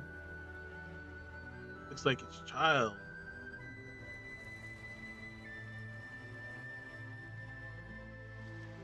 It's the knave and child. Hey, aren't you supposed to be in Snezhnaya recuperating? What are you still doing in Fontaine? Oh, it's you two. I didn't expect to run into you here. I was unconscious for quite a while after the fight in the Primordial Sea. After I woke up, I realized I was being taken back to Snezhnaya, and well, I couldn't have that now, could I? Not when I've still got unfinished business here in Fontaine. So, I mustered up all my strength and made the journey back on my own. What sort of unfinished business are we talking here? It has to do with Skirk, my master. I really wanted to meet up with her, but by the time I got back, she had already left. I still have so many questions for her. Without any other leads, all I could do was ask the knave to help me track her down. She must have left behind some traces from her time in Fontaine. Oh, okay, so have you found any clues? Unfortunately, no. While the House of the Hearth is adept at collecting all manner of intelligence, certain existences can still manage to escape our purview. Basically, unless Master feels there's a need to meet with me, she's not going to be found. But that problem has an easy fix. I just need to become stronger, and then... Paimon thinks you should focus on getting better first. The worst of it is over. It's all thanks to that one kid from the House of the Hearth.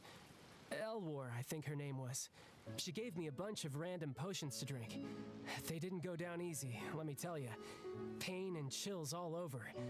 But they really did help speed up my recovery. And that's good, because it looks like I really do have to head back this time. The old man's been putting the pressure on me. He sent someone to tell me I'm needed for some sort of project. Project Stuja? Yeah, that's the one. I heard Regrader's involved too. I'm not looking forward to having to listen to all his monologuing, that's for sure. Hey, maybe you could think of a way for me to stay in Fontaine for a little longer. Helping Linny and the others brush up on their fighting skills would be far more interesting. If you and I could spar, that would be even better. I've been waiting for a chance to see you go all out. Oh, God. Sweet little daydream that is. But I also have a role to play in all this. I'll be leaving Fontaine shortly as well. Besides, considering how little they see fit to step outside the homeland, being called on to return to Snezhnaya by such illustrious dignitaries, what a great honor. Wouldn't you agree? One I could do without, I'd say. Is it just Paimon? Or does it kind of seem like they're... So, dear guests of the House of the Hearth, to what do I owe the visit? We just... right. We're super close to Linny and the others, but we still don't know much about you. Is that so? Introductions have already been made, have they not? You see? There's only so much you can learn about someone from a short introduction. At least tell us something a little extra, like... why do you call yourself father? Huh, good question. I'd also like to know. The fact that you have to ask tells me our intelligence work has been quite successful. Telling you the answer to that question would only serve to undermine that success.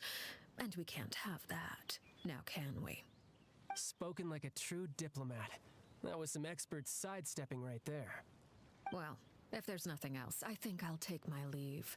I still have a small matter to resolve at home. Uh-oh. Wait, don't go!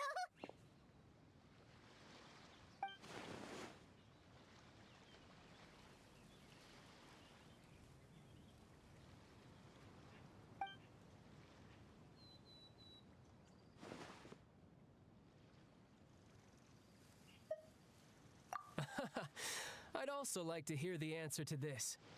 I've met some of the members of your organization, and they all seemed like really good kids. They actually reminded me of Tonya and Tusser. Which, by the way, if you ever betray them, I'm just letting you know, I won't let you off easy. Oh, Why shit. would I betray them? Well, you've already betrayed the House of the Hearth once, haven't you? At least, that's what I heard. Oh, shit. Okay, I admit. That's just what the old man told me. The rooster, I mean.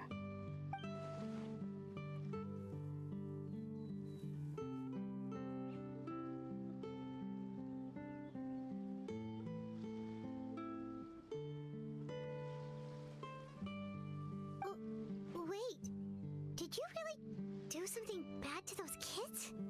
Never mind what I've done. I'm more curious as to what the mighty rooster had to say. Care to enlighten me? Ah, well, nothing much. Just some stuff about you taking out many other members of the House of the Hearth, and even going so far to attack your own family. I see. Huh. Based on your reaction, I'm guessing it's all a bunch of lies. Hardly. I don't appreciate his particular turns of phrase, but I suppose he didn't say anything untrue. Although, it would be more accurate to say that there is a certain level of prejudice involved, but I don't intend to clear that up just yet. Prejudice has a funny way of concealing the real truth behind certain things, an attribute that I find to be quite advantageous. Call yourself a Fontainian, for example, and people will assume all sorts of things, when the real truth is that this is simply the land where I was raised. Huh? You're not actually from Fontaine? But then why did you try to help out with the prophecy and everything? I was trying to protect the children born in Fontaine. Claiming that I myself was a Fontainian simply made it easier to operate. People would hardly suspect a fellow Fontainian of having any ulterior motives. Who wouldn't want to save their homeland after all? The primordial sea wouldn't have any effect on me, but it would have caused great harm to the House of the Hearth. Well, you wanted extra information, didn't you? There you go. I hope that satisfied your curiosity.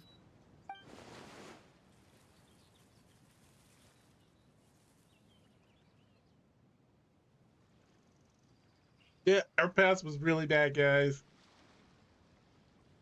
All we know is from the video they released, their channel starting it. So, you stayed in Fontaine for the kids. I guess I was wrong to believe you'd betray them. Apologies.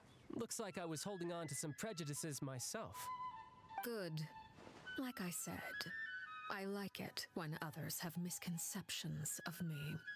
Actually, while I was recuperating at the House of the Hearth, there was something else that really caught my attention. I heard that members always resolve disputes and arguments with a friendly spar, and the loser has to back down. Seems pretty cool if you ask me. Would also give them plenty of opportunities to hone their skills. Well, that's only a recent development. In the past, such spars weren't nearly so friendly. The losing party would lose everything, including their life. They were that high stakes? Whew, at least that's not a thing anymore. Well, the current atmosphere's not half bad. I'm a bit jealous, actually. You've got so many family members around you, and you even get to live with them. Having a lot of family around means dealing with a considerable amount of bickering and scheming. Once Tonya and Tusser enter their rebellious phase, I'm sure you'll understand. Just imagine. Tusser becomes obsessed with plucking out strands from the rooster's mustache, or Tonya decides to dye her hair 42 different colors. Oh yeah, that's gonna be horrible. Okay. I get the picture.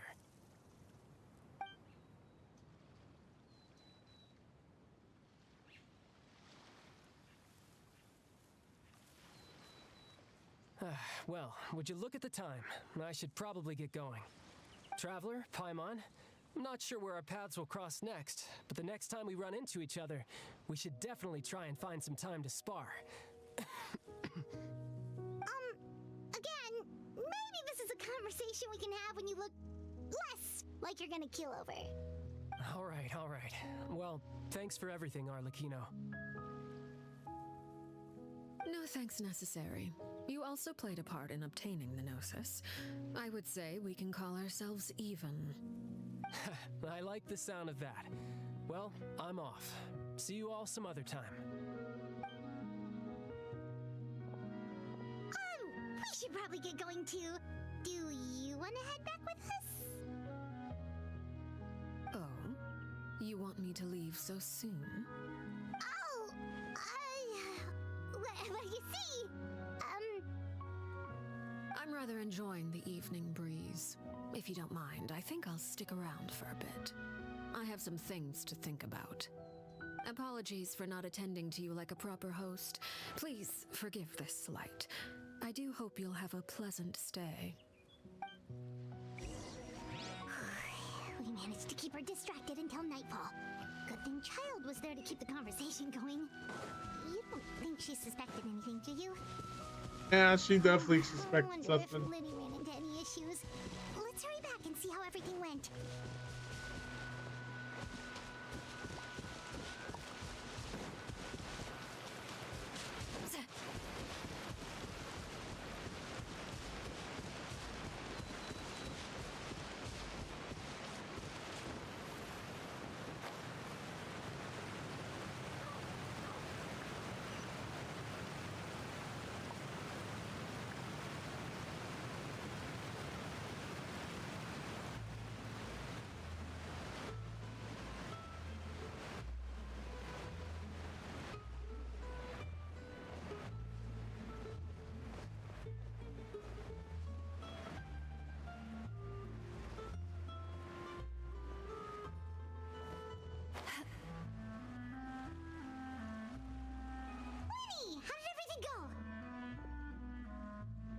Well, long story short, we ran into a small issue.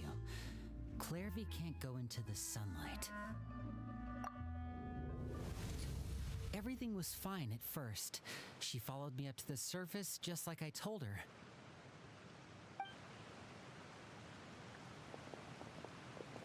But as I led her out of the shadows and into the sunlight, she vanished.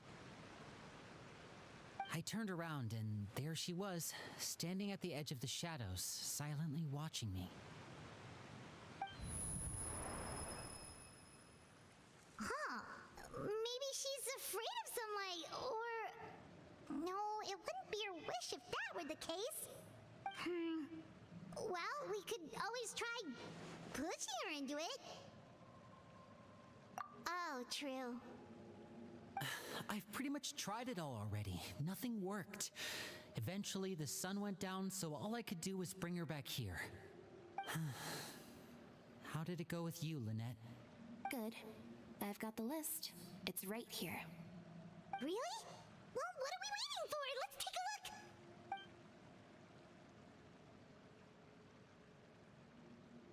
Oh, that's a lot of pages. Oh, it's gonna take forever to get through it all. We can each take a section. Here. La Pouillade, l'endroit, Chambel, Horaire.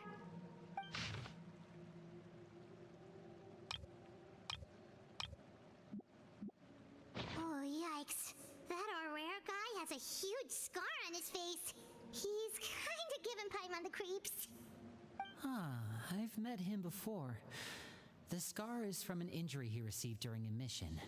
I still remember him joking with me about it. He said any future lover would take one look at him and then lose all interest. Did he say anything else? Well, I asked if there was someone he was interested in. He said no, and that's where our conversation ended. It was only later that I learned he really did have someone he liked. He risked everything to escape so he could be with her, but it didn't work. One day, Father asked to see him, and, well, I never saw him again after that. Wait, so that means the knave, Yeah, she put it It into may him. seem cruel, but it's just one of the rules of the house. Betrayal is not to be taken lightly. We know too many secrets to come and go as we please. So, if you do try to leave, you pay with your life. Oh, damn. Her name's not here, huh? Well, that's not too surprising. It doesn't seem like this list is complete. It only contains records dating back around 5 years. Let's shift our attention then. Fremine, were you able to find anything out? Fremine. Sorry. I was thinking about something. I managed to talk to quite a few people, but I couldn't help but notice that the atmosphere in the house was a little strange. Strange? Yeah, I mean, I know there have been arguments in the past, times when people haven't gotten along. Chapleau and Filiol are a good example of that. Oh, those are two of the people that we met while delivering supplies. Paimon can see how they might not get along. They had very different vibes, and their, interests seem to be pretty different as well. That's to be expected, actually. Father brought us all here, shared her knowledge with us, taught us how to fight. That's one thing we all share. But that's also where the similarities end. Not all of us feel the same desire to stay here. As members of the House of the Hearth, we're also considered part of the Fatui. And to a lot of people, that's an identity they never asked for. Certain members get older and realize they want something else for themselves. But considering the rules of the house, most people would never say that out loud. People like Chapleau and Foltz are loyal to Father and her vision. They're proud to be part of the Fatui. Filiol and Nantoy, on the other hand, well, they aren't quite as enthusiastic. These kinds of conflicts have always been there. It's not like Father is in the dark about any of this. Well, that's true. But it just feels like things have gotten worse lately. Filiol and the others, it seemed like they were meeting in secret to talk about something. I can't say for sure, but I think they've met Clairvy. You think she's been inciting them to act out? No, not exactly. But I wouldn't be surprised if she said something to them about the darkness in the house and how deep it runs. She's told me about it before. Experiments being run on children. People being used as pawns on the battlefield without so much as the strength to survive. And they just believed all that? Without any evidence? Clairvy's words probably gave them the excuse they were looking for. Whether they actually believe them to be true is secondary. This is all because of Project Stuja, isn't it? Whoa. Hold on a second. What's this Project Stuja all about, huh? This is the second time it's come up now. Sorry, but I'm not sure of the details either. I only know what Father has told us, which is that it's something the Rooster and Regrader have been working on together. Apparently, it has to do with the Fatui's strategic plan for the future. Because the House of the Hearth was so successful in obtaining the Gnosis, we now have the honor of playing a key role in Project Stuja. Wait, but isn't that a good thing? Key role is just another way of saying dangerous role. To us, the whole thing is an inconvenience. Father thinks so too, but she's in no position to refuse. Their plan isn't exactly unreasonable, and they've been funneling the house a lot of funding. It's just that we'll lose a lot of members in the process. Participating in the plan, it's an honor in name only. What they're really trying to do is subdue us. The existence of an intelligence organization outside their control makes them feel uneasy.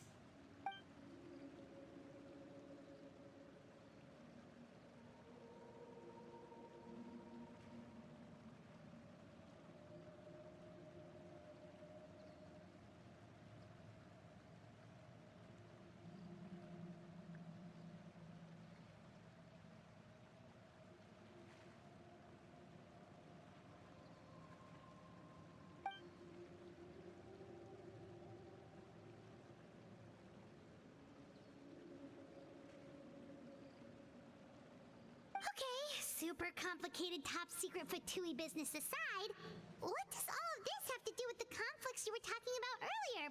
Paimon doesn't get the connection. External pressure has a way of exacerbating internal strife. You can't overlook the power of fear either. People are afraid of dying, and that fear is often the impetus for a lot of stupid decisions. I thought resolving the Clairvy situation would make everything go back to normal. But it looks like things are more complicated than I thought. If we leave Filiol and the others to their own devices, sooner or later, Father will be forced to take action. We can only focus on one situation at a time, brother. You're right. Even if we confront Filiol and the others, it won't do any good. It might even make matters worse. We should focus on Clairvy for now. Well, it's getting late. We should head back and get some rest. We'll try again first thing tomorrow. Lynette, you stick with me this time. Fremine, keep a close eye on Filiol and the others. Make sure they don't do anything they'll regret. Good work today, everyone. Have a good night, and I'll see you tomorrow.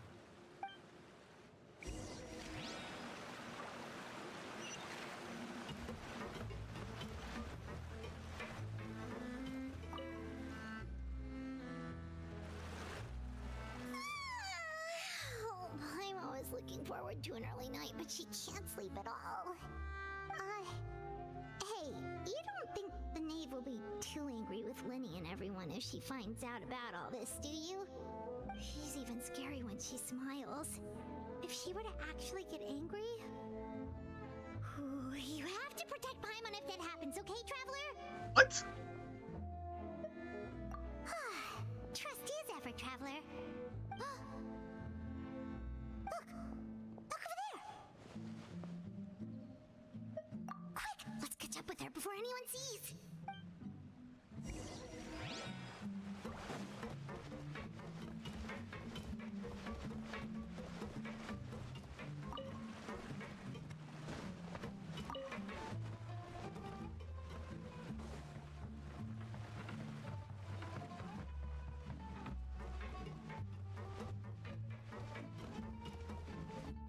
Over there!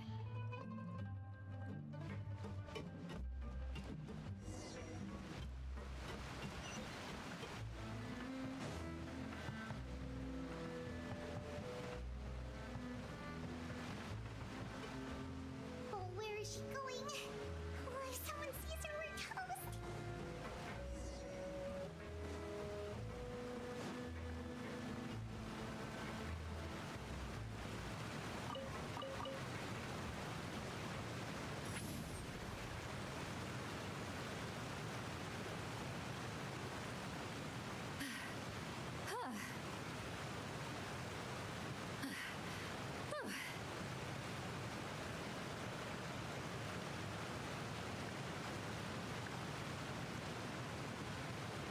Making our silly exercise, guys. We're pushing this for limit. Annie will become strong. Oh, look! She stopped!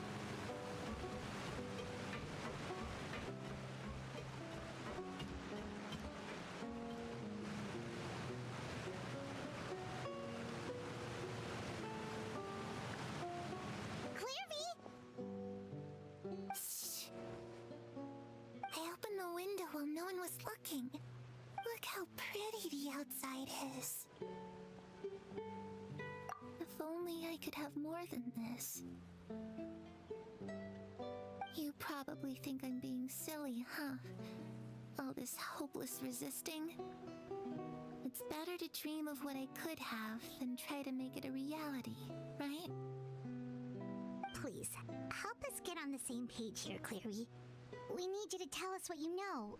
Can you do that? Sure. Although, after you hear all this, I think you might regret that decision. Everyone in this family is nothing more than a tool, something to be used and exploited. We're all expendable, including me. As long as you're useful, you get to stick around. Lose your value, and you're handed over to the doctor, experimented on, and given a fate worse than death. I've seen it happen again and again, and I've had enough. You're saying the knave did all that? It's just, that doesn't seem like something she would do. She's scary and all, but it seems like even she has lines she wouldn't cross. I knew you wouldn't believe me. Everyone thinks she's a good person. They all think of her like a real mother. Mother? But she doesn't deserve that title. She's disgraced it and tarnished it. And if I had things my way, I'd never see her again. Well, If this is a only different Perry Eve. were here, Thank you. she'd understand. Perry. There's that name again. Also, Paimon's getting a strange feeling. It almost feels like she's not really here with us. Paimon can't tell if she's actually talking to us or if she's mistaken us for someone else. Well, in any case, it seems like she really needs someone to talk to. The name is called the father. Unhappy It's for a didn't little have longer. crossed their thought. She Wait, looks so young. good mother. Seems like she's been through a lot. It's getting windy. I should close the window. Ooh, look at the moon. Isn't it pretty? Hey, wanna hear a secret? I heard that if you look up at the night sky in Snezhnaya, you can see the aurora. It's supposed to be super pretty. Even prettier than the moon tonight. Perry and I promised each other that once we're older, we're gonna go see it together.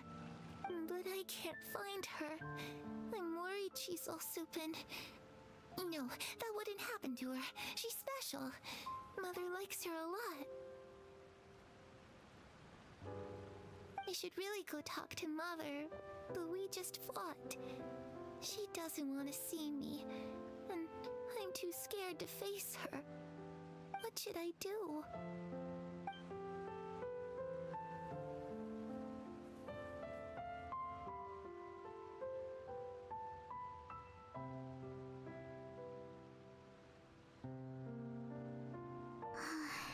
Paimon really doesn't understand what's going on with her. Well, let's head back. We've got an early morning tomorrow.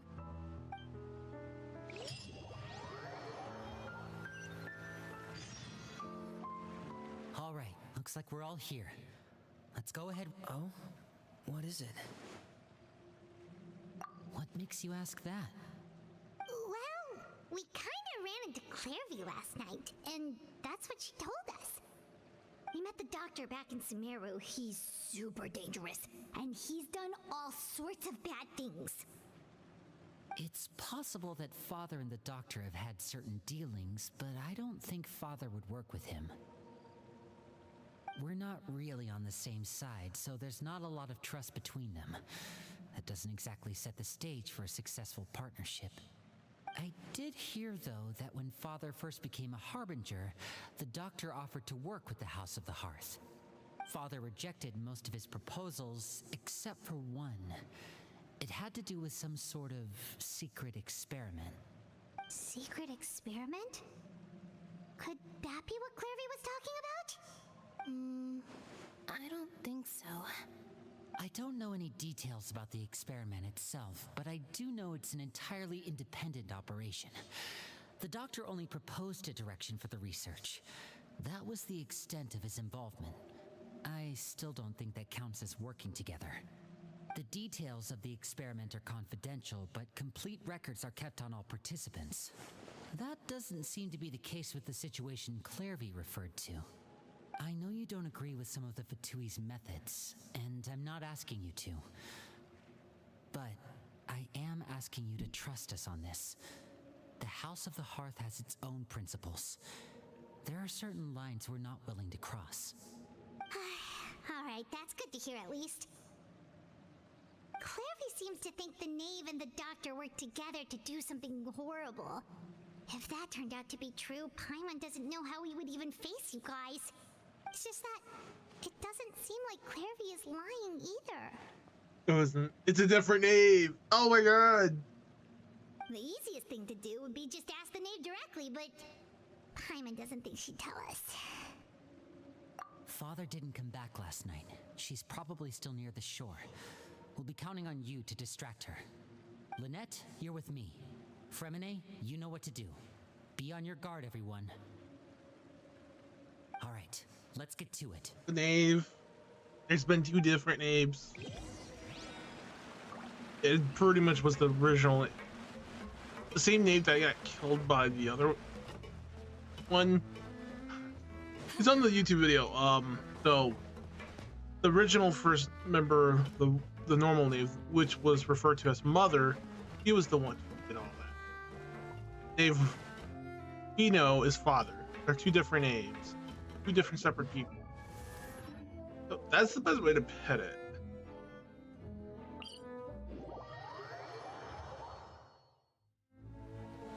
And it's kind of weird they haven't put that together. Because the clue was Mother.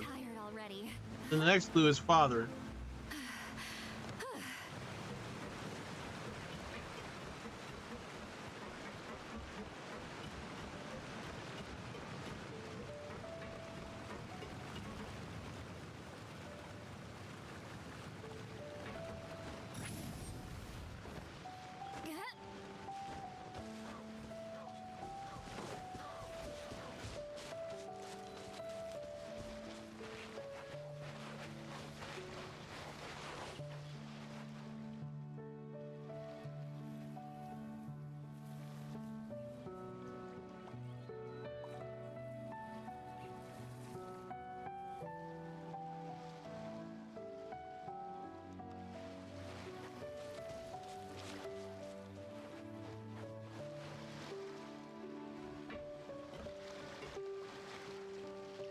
It's you 2 again.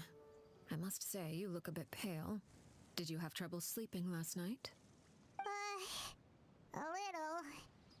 Perhaps if you had less on your mind, you'd be able to absolve yourself of such troubles. So what are you planning to do now? Catch up on some sleep?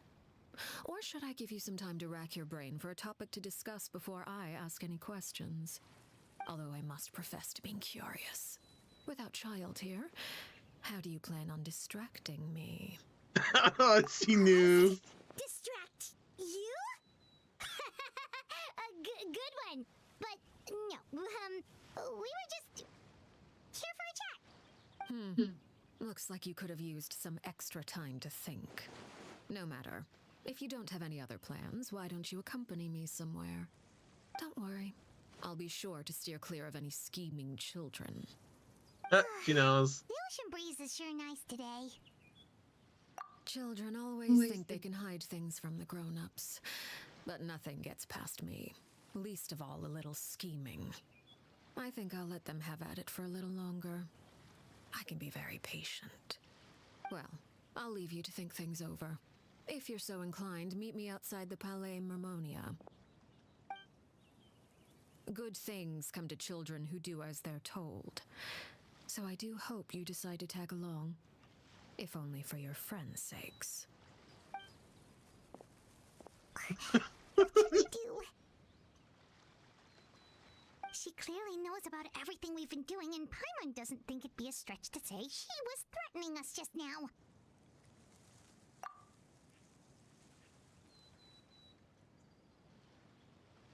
Oh, good idea. Hopefully he sees it in time. Well, we should probably head to the Palais Mermonia. Paimon doesn't want to find out what happens if we don't show up. Based on what the knave was saying just now, it sure didn't seem like it'd be anything good. Okay, then we probably shouldn't keep her waiting. It seems like Linny and the others are on thin ice, so let's do our best to not get them in any more trouble.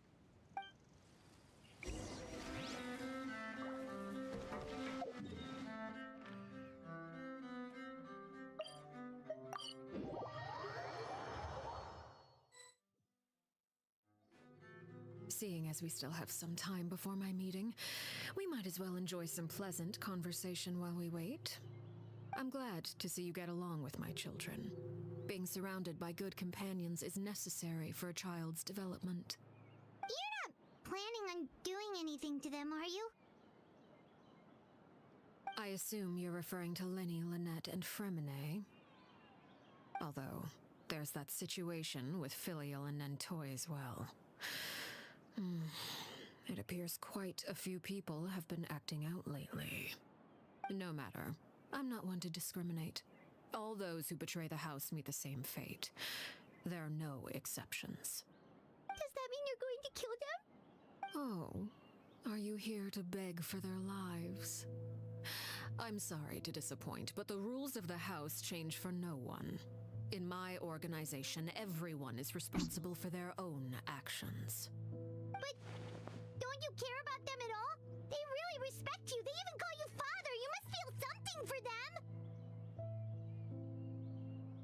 Any organization in which feelings come before principles is one destined for ruin. The House of the Hearth is hardly an exception. You could say our principles are more stringent than most. Perhaps I can offer you this consolation at least. As our guests, you two will not be held accountable along with them.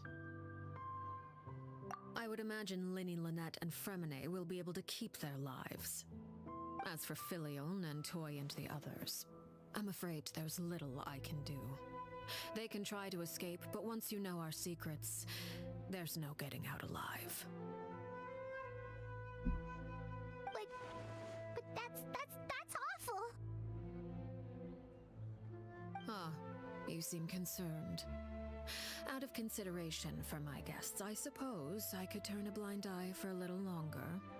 If Linny and the others manage to dispose of Clairvy in the meantime, all evidence of their wrongdoing will be lost.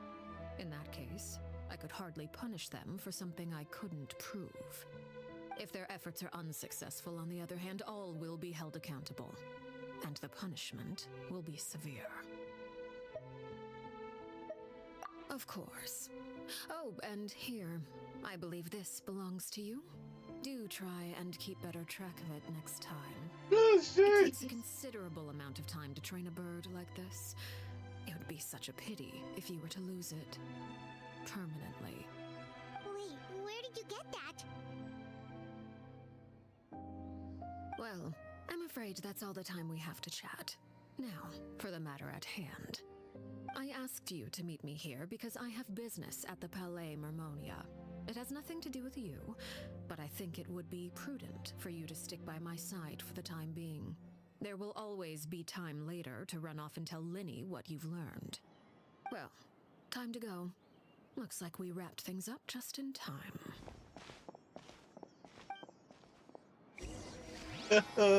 She's not dumb, guys. Very smart woman. You truly? You don't know. I know.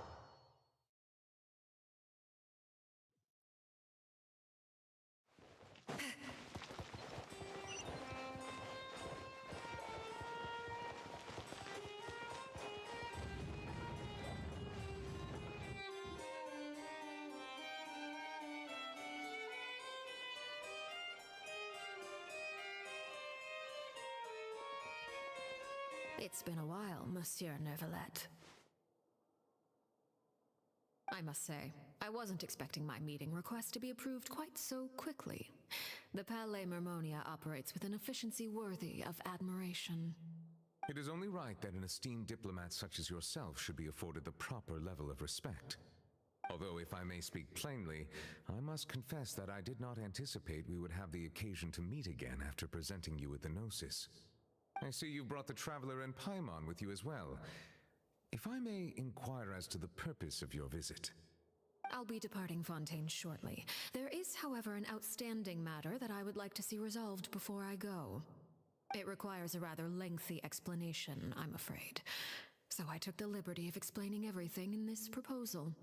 Please review it at your leisure, Monsieur Neuvillette.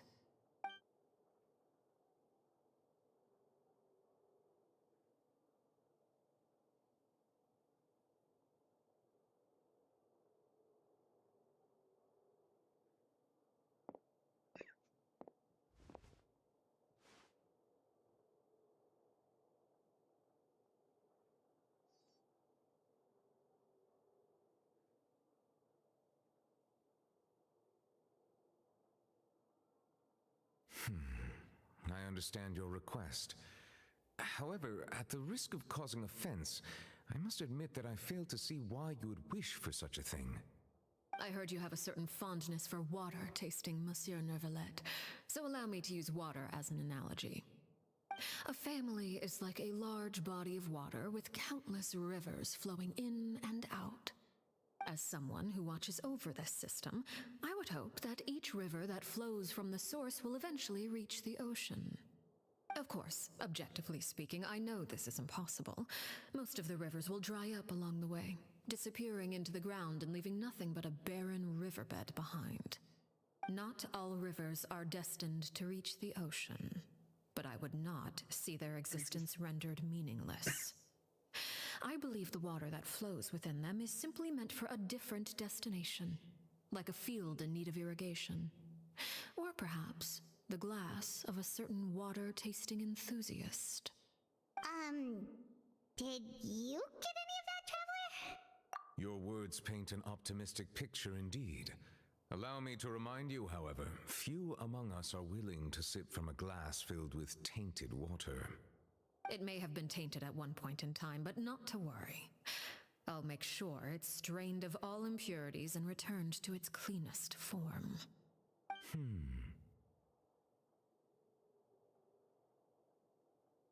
I seem to recall there being a transactional aspect to your proposal.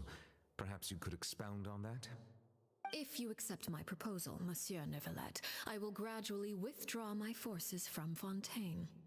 And, unless absolutely necessary, I will no longer carry out any special missions within Fontaine. I presume I can take your words to mean that, in the future, cases similar to the Tartuffe assassination will cease to cross my desk? Tartuffe? Ah, that thief who embezzled funds from all those charities, you mean? My deepest condolences to his family, but without any evidence, I cannot imagine how the House of the Hearth might have been involved in his passing. Of course, if you accept my proposal, Monsieur Neuvillette, I'm sure certain measures could be taken to reduce the frequency of such troubles. You choose your words carefully indeed. In that case, I am inclined to accept your proposal. My thanks for your generosity, Monsieur Neuvillette. Well, with that settled, we should be going now. I took the liberty of bringing along 2 bottles of spring water from Snezhnaya for you to enjoy. I do hope I get the chance to hear your impressions. Perhaps at our next meeting, yes? Indeed. I trust you would not overlook your commitment in the meantime. All right, Traveler Paimon. Time to go.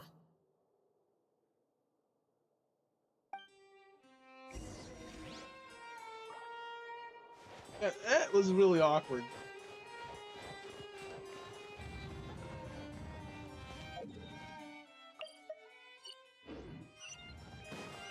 These newcomers are full of enthusiasm.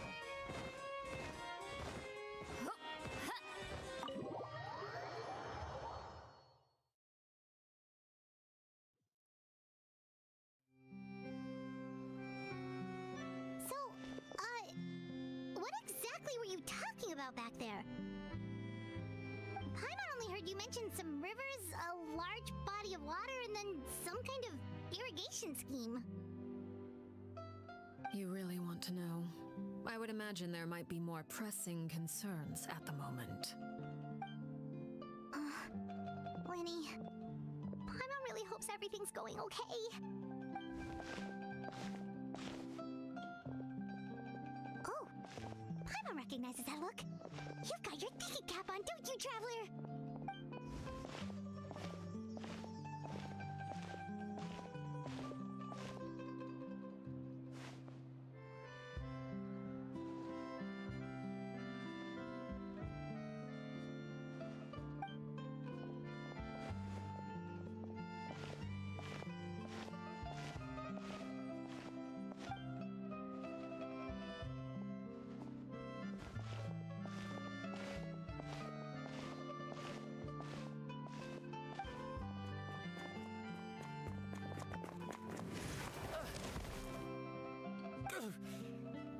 shoot. Are you alright? Oh, jeez. I'm so sorry. I was so focused on selling these papers, I wasn't looking where I was going. Well, let me make it Oh up to you at no, least. look at that. Here, Isn't take this that familiar? on the house. Because that's the one that was supposed to have been killed, disposed of. I think she's pretty much hunting away the kids. Oh, you don't have to give us anything. Please, I want To live to. normal lives if they It's leave not like over. I'm short on supply. All the extras will be useless come tomorrow anyway. It's my fault, really. I was just trying to bring home some extra mora for the family, but I bit off more than I can chew. I haven't had many takers today, so I'm still swimming in papers. What's going on here? Nothing much. I just ran into your friend here on accident. I should probably get going, actually, so... Hold on. Of course, I'm happy to compensate you with mora, it's just... I don't have any on me at the moment. I'll take 3 papers. Here, your payment. Oh man, this is so Thank you for awkward. the patronage. May the Archons bless you with good fortune. If only I had the chance to run into such generous customers every day. I should probably just take on a smaller inventory though, right? I'm getting married soon, so sometimes it's hard to not get ahead of myself. Anyway, I should head out. Goodbye! Well, now that my affairs are settled, we should take the boat back to Poisson. We've even acquired some light reading to enjoy along the way. Actually, why don't we stick around for a little longer? Paimon just realized how hungry she is. She can't head back to Poisson on an empty stomach.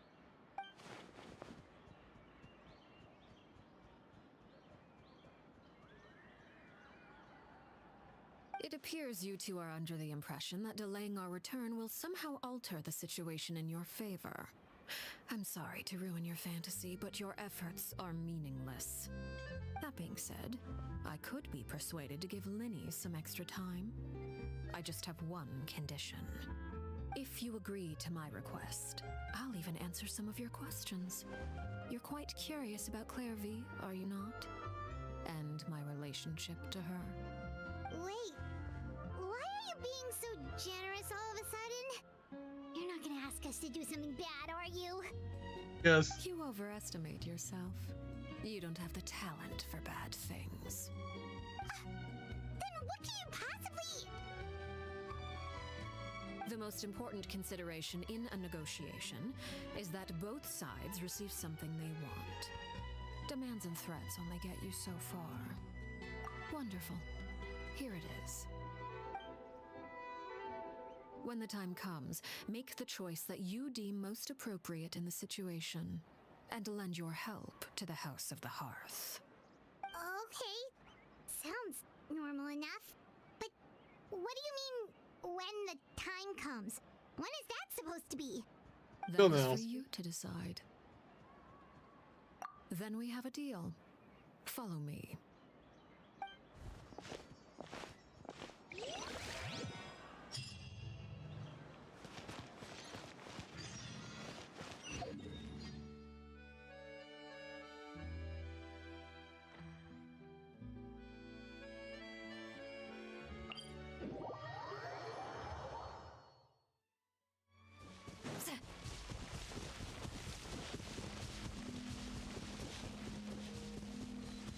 Take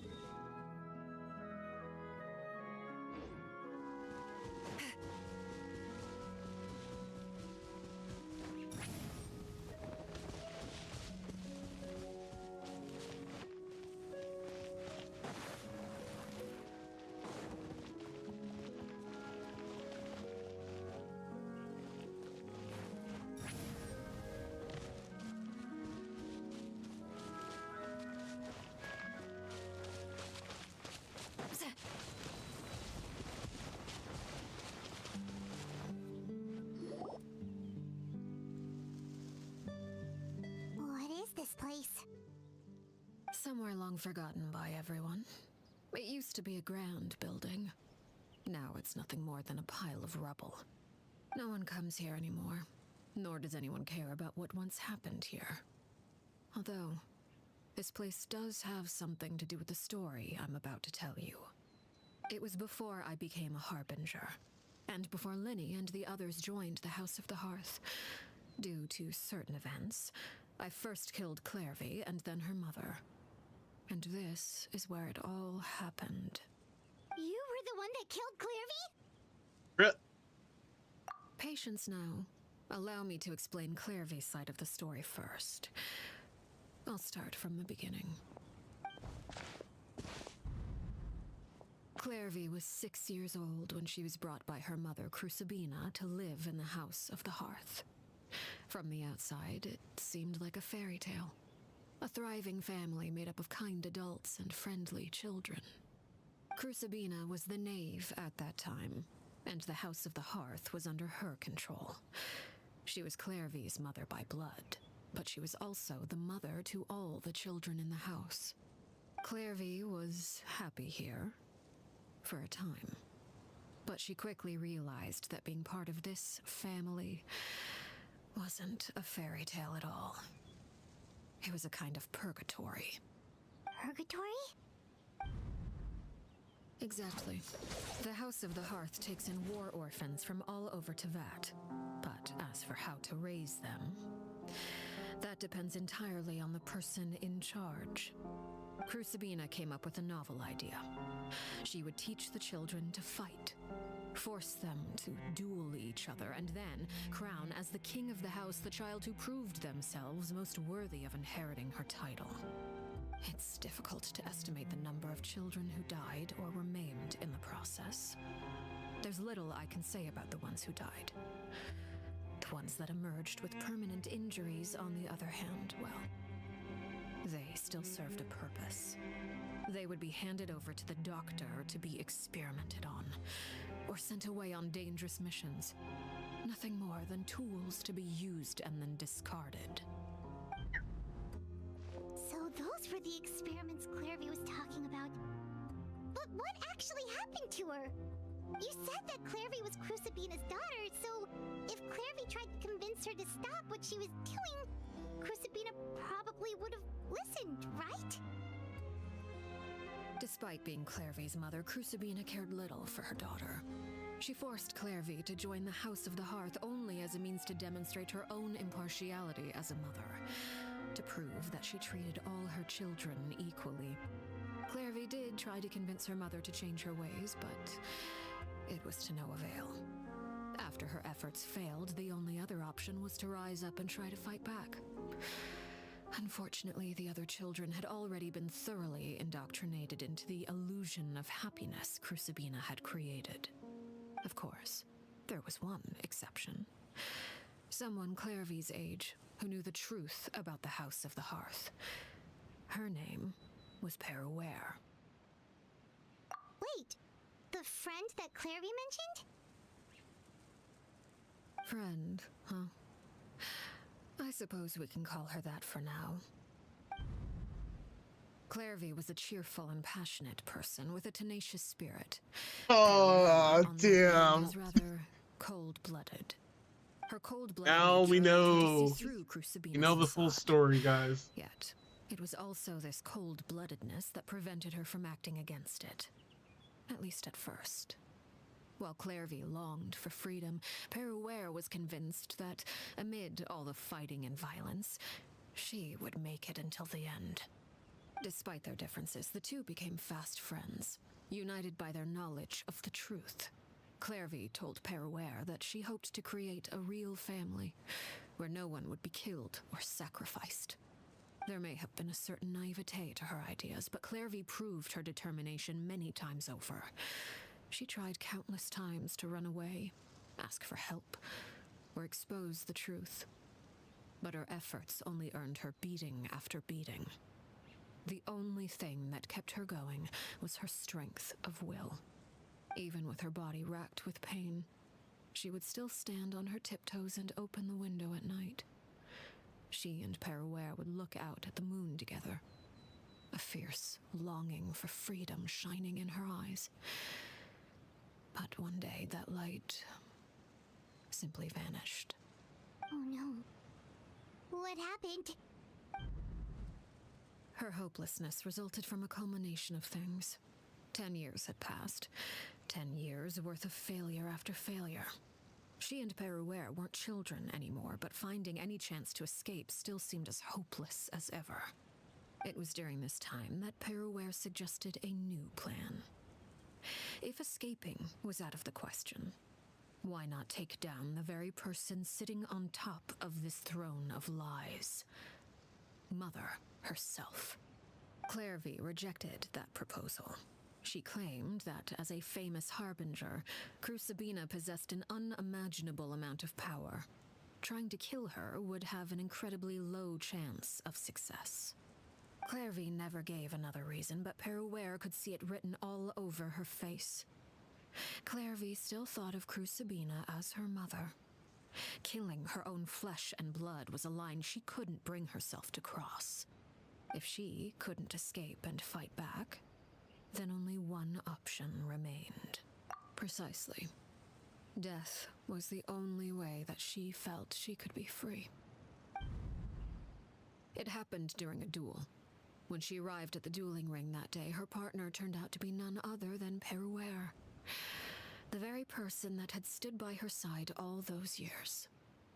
It was a fierce battle, but ultimately, Clairvy decided to let Peruere end her life. From that moment on, Peruere's journey was one written in flames. When the rain finally came and washed it all away, there she stood, the sole victor in Mother's endless game of slaughter. A trail of corpses strewn across her path to success. It was the very result she had predicted 10 years prior. Even then, she believed she would make it until the end. She wasn't surprised by the fact that she emerged as Mother's undisputed heir. Rather, her success left her with an inexplicable sense of restlessness. She was unsettled, and there was only one thing that could quell that sensation. Perhaps you two would like to take a guess as to what it was? Crucibina, you mean? But... Correct. This is the place where Peruere killed her best friend. A mere year later, this is also the place where she fought tooth and nail to kill the mother they shared. The moment she acted, any conception of what was right or wrong ceased to matter. It's one of the principles of the house. Only those who survive get to write the rules. Peruere won the battle, and became a harbinger herself. After which Her Majesty, the Tsaritsa, bestowed upon her a new name. Arlecchino. So the Perry Clairvy was talking about... It was you all along. Ding, You're ding, ding. Peruere. Arlecchino is just a name you got later. I left that name behind long ago. I must say, hearing it now does bring back memories. After I defeated Crucibina, the moniker of Mother died with her. I chose to forego the title she called herself and even chose to give up my own name. I rebuilt the House of the Hearth under a new identity. Not only as Arlecchino, but as father. And that is where the story ends. Any more questions? Yeah. Based on what you just told us, Clairvy wasn't a little kid when she was killed. So the Clairvy we met... Was she really a spirit at all? I suppose you could call her an illusion born of flame. Her existence is like ashes to a fire.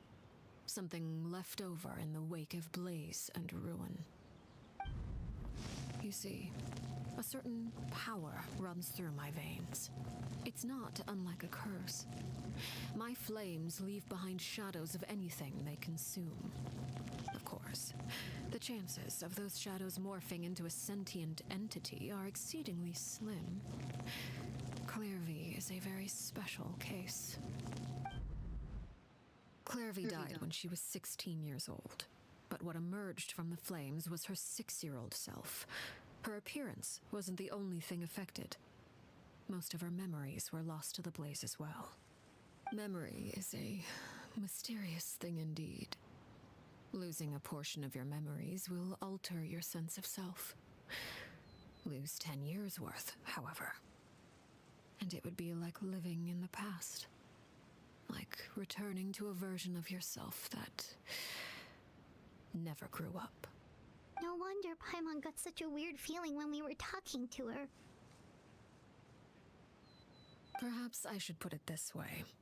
Clairvy is someone trapped in time. It may seem like she exists with us in the present, but she truly lives in the confines of her own past. So if all of that is true, then you must have known about Clairvy for a long time. Indeed.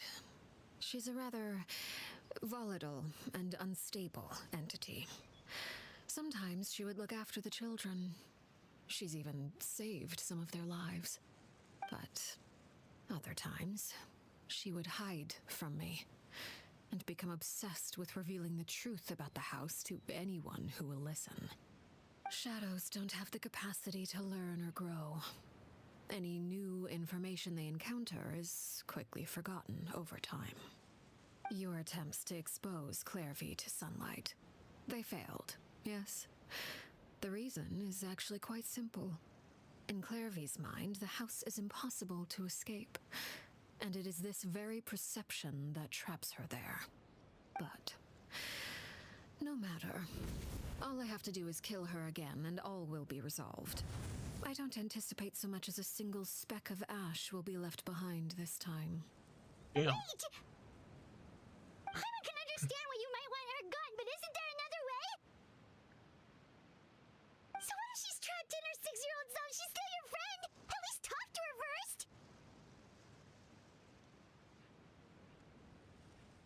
It's too late for that.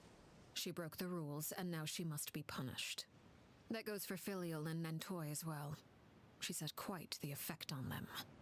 I hope you understand the difference between Crucibina and myself lies in our formulation of the rules, not our policy for enforcing them. Upholding the rules without question is a trait we both share, because that is how a household should be run. Is this really what you want to do? Whatever could you mean? Don't you want to say a proper goodbye at least? Whether as a killer or as a father, there are two things that must be avoided at all costs: anger and sorrow. Anger makes you impulsive. Sorrow causes you to waver. Well, it appears it's about time to proceed. Before we arrived, I told some of my well-behaved children to bring our troublemakers here by nightfall. I do believe I've kept my end of the deal. I gave your friends quite a bit more time. As for what happens now, we'll just have to wait and see. Damn.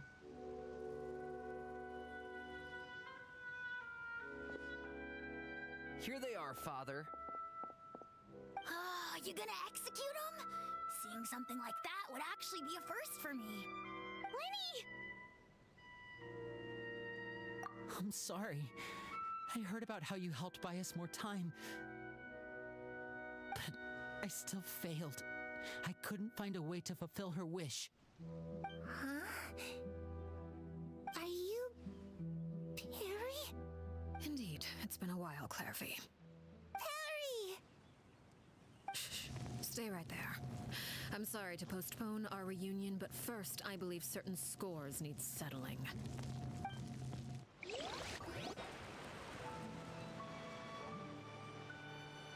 Father, let me explain. Out of my way. Father! You chose to conceal a threat to the house. And for that, you must be punished. Overall, however, I suppose your wrongdoing is hardly the most egregious of the bunch, so I'll deal with your punishments later.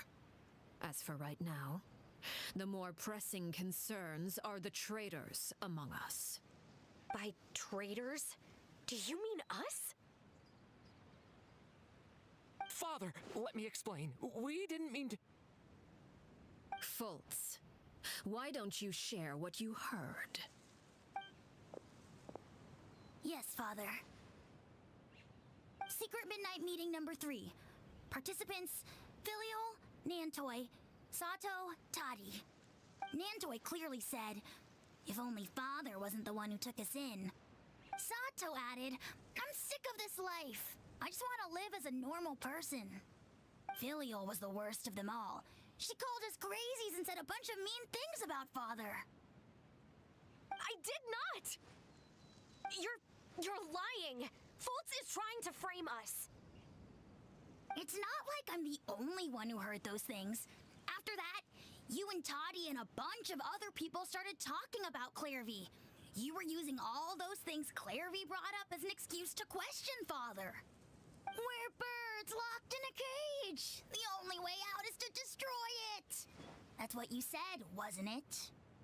You little... You just want me gone, don't you? What did I ever do to you, huh? And you, Sheplo, have you forgotten who stood by your sickbed, watched over you, and changed your dressings? Come on, let's hear it then. What's your reason for all this?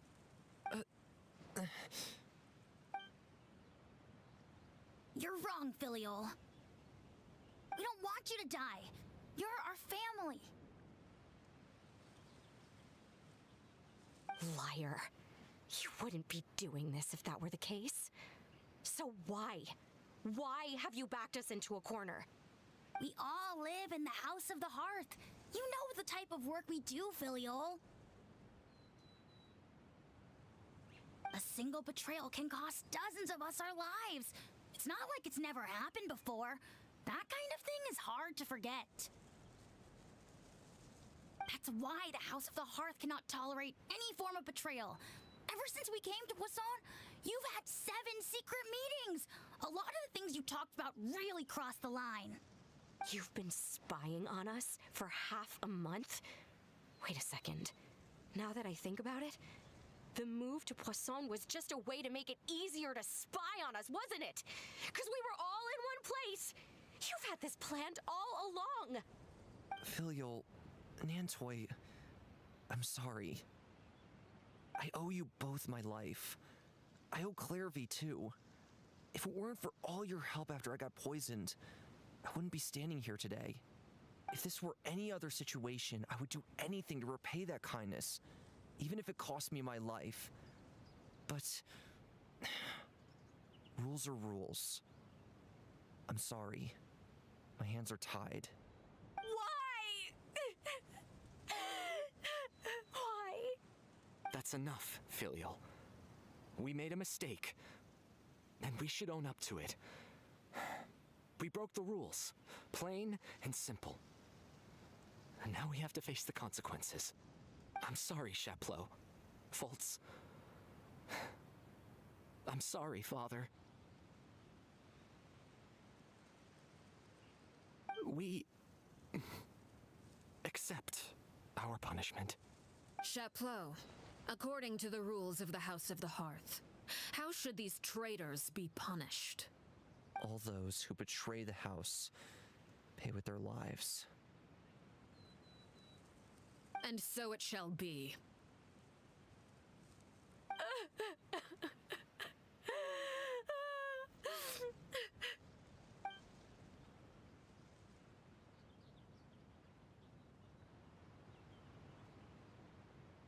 Father, please wait!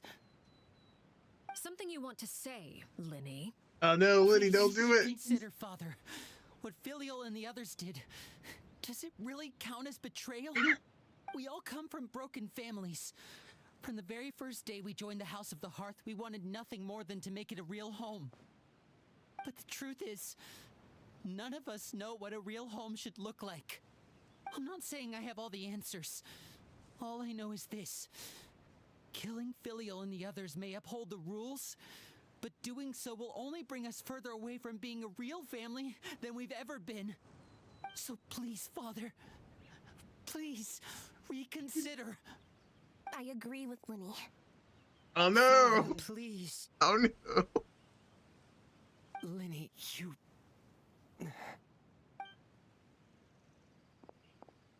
I also agree with Linny. Oh god, they're all gonna get massacred at this point. An order once given cannot be rescinded. However, given the extent of your determination, I suppose we shall have to go about this a different way. Draw your weapons and face me. Our weapons? Father, are you referring to a duel? Precisely. The rules of the house will not be altered. Traitors must be punished. However, resolving disputes with a duel is also one of our rules, one that also applies to me. Demonstrate a sufficient showing of strength, and I shall offer a concession. Wait. Beat Father in a duel? Impossible. Father is way too strong, even for Linny.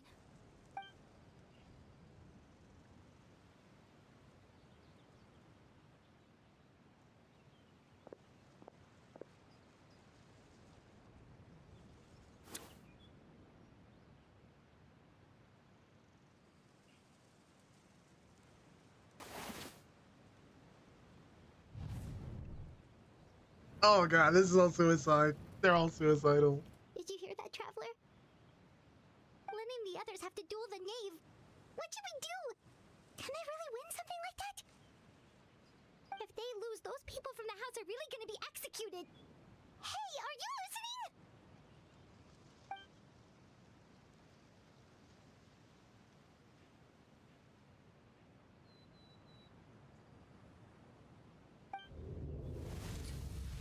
Don't you want to say a proper goodbye at least? Anger makes you impulsive. Sorrow causes you to waver.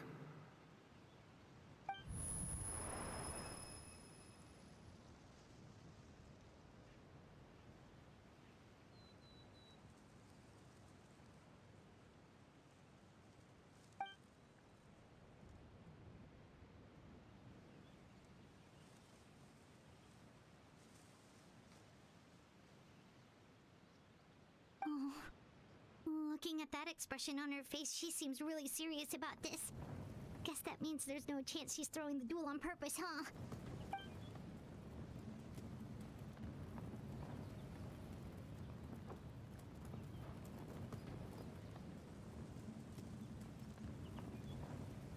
When guests are around, families are often on their best behavior, and any disputes are less likely to escalate. When the time comes, make the choice that you deem most appropriate in the situation, and lend your help to the House of the Hearth. What's wrong, Traveler? Hey, where are you going? Traveler? You're asking to join the duel against the knave? I'll allow it. We do have a ready-made dueling ring at our disposal, after all. Oh, All I God. advise is this. Keep a firm grasp on your weapon, and give it your all. Any less, and you may just lose your life.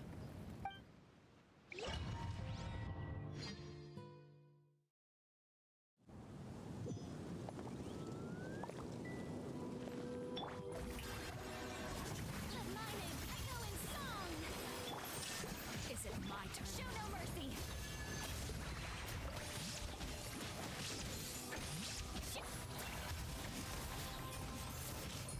Now's our chance! Now that's more like it.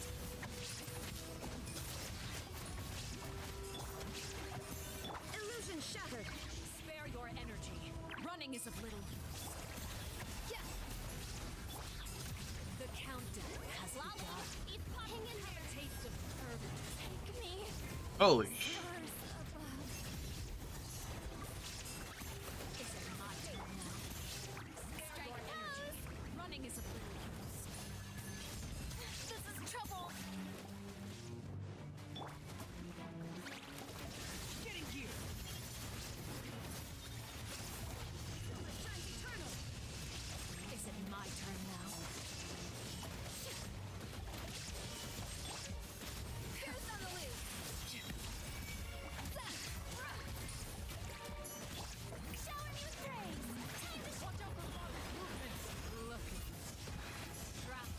such a helpless ends.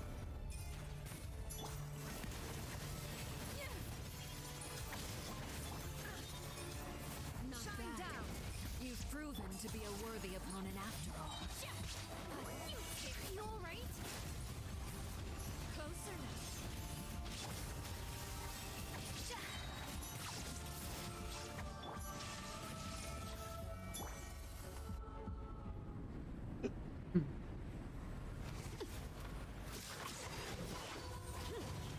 Actually, fought back then.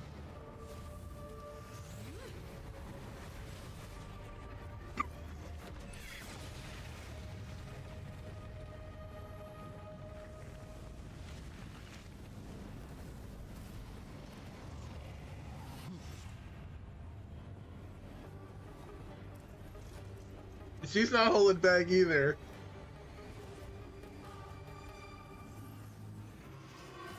Kindness has been seared away. The shall begin. My blade is all that remains. Pinnacle of excellence. There is no escape. Now you shall perish.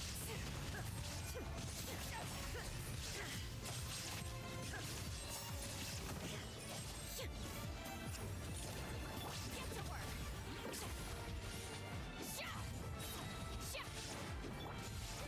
Now's our chance. Over here. Your punishment made manifest. Suffer the wrath of Eastling. Fulfill our pact. Mine echo in song.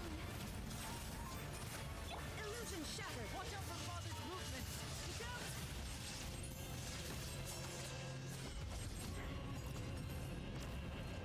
The sun and moon have set.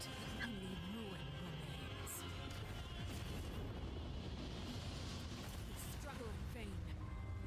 There is no escape. Now's our chance. Over here.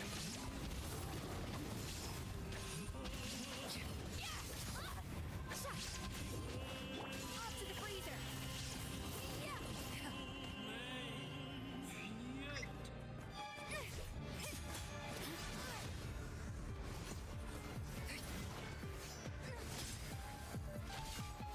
No, I really have to admit, our child is still playing with a dull blade is like kind of like an insult.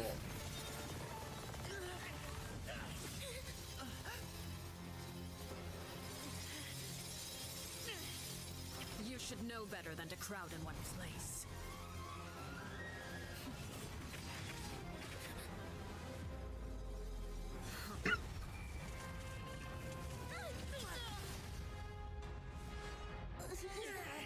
Oh, I know.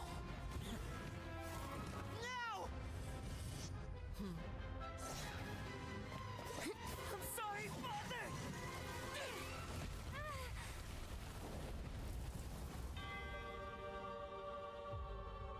Oh, she's blocking their attack. So much for Lenny's Sorry for diversion. one less pitiful excuse for an attack.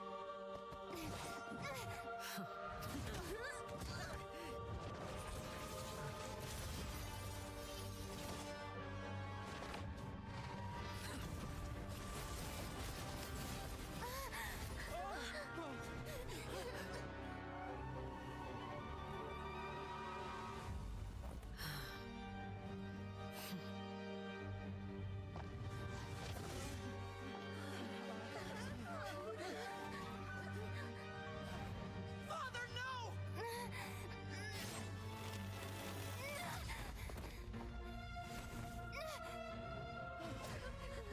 Made it out, did you? You're stronger than I expected.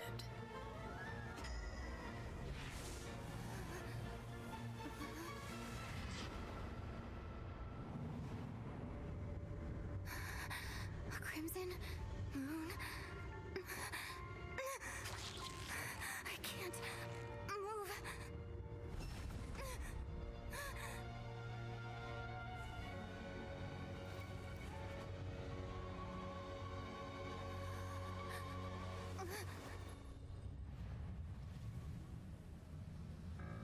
Still, not strong enough to beat me.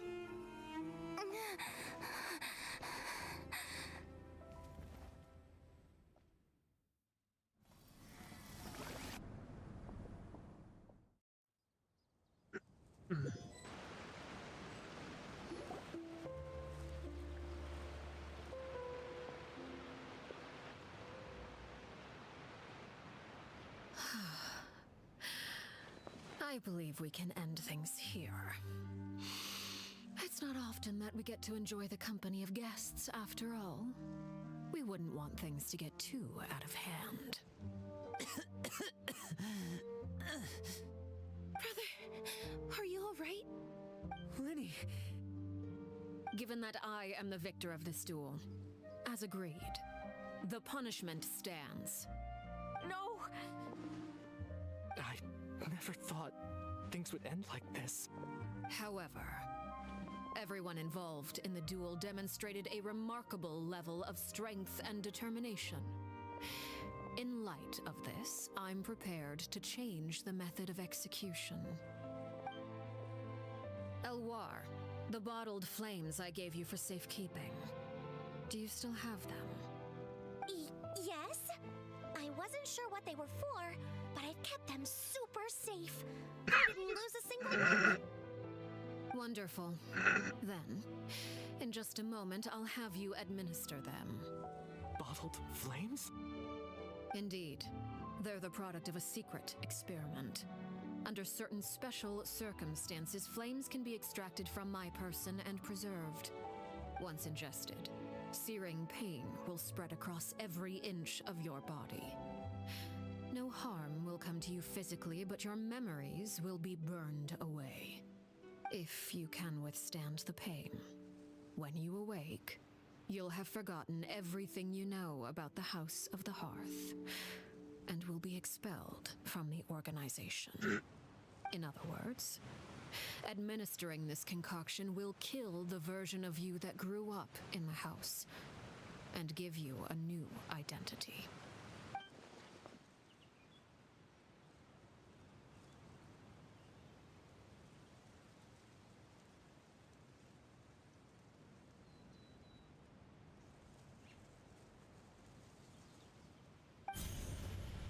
Memory is a mysterious thing indeed. Losing a portion of your memories will alter your sense of self.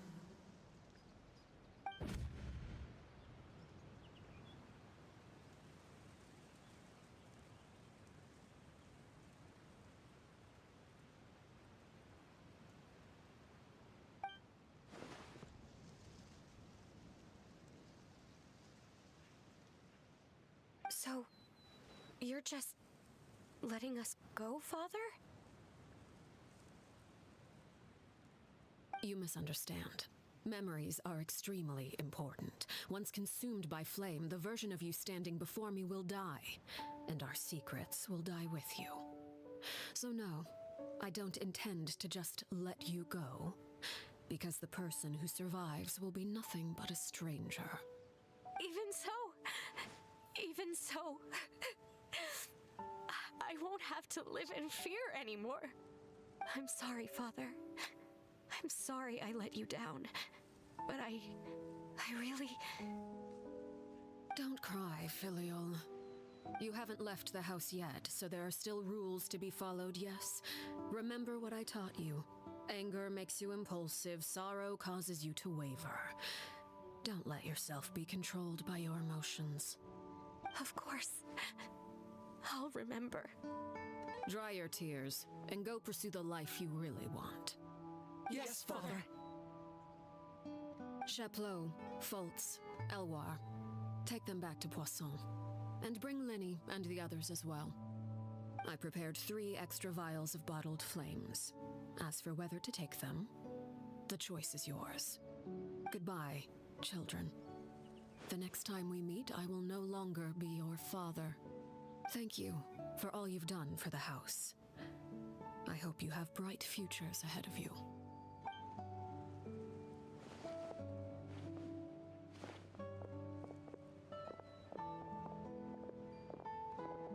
Father!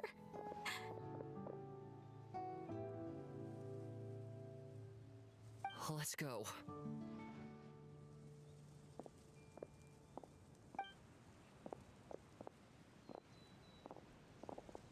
Here, grab my arm, Lenny. I'll help you walk back. Thank you.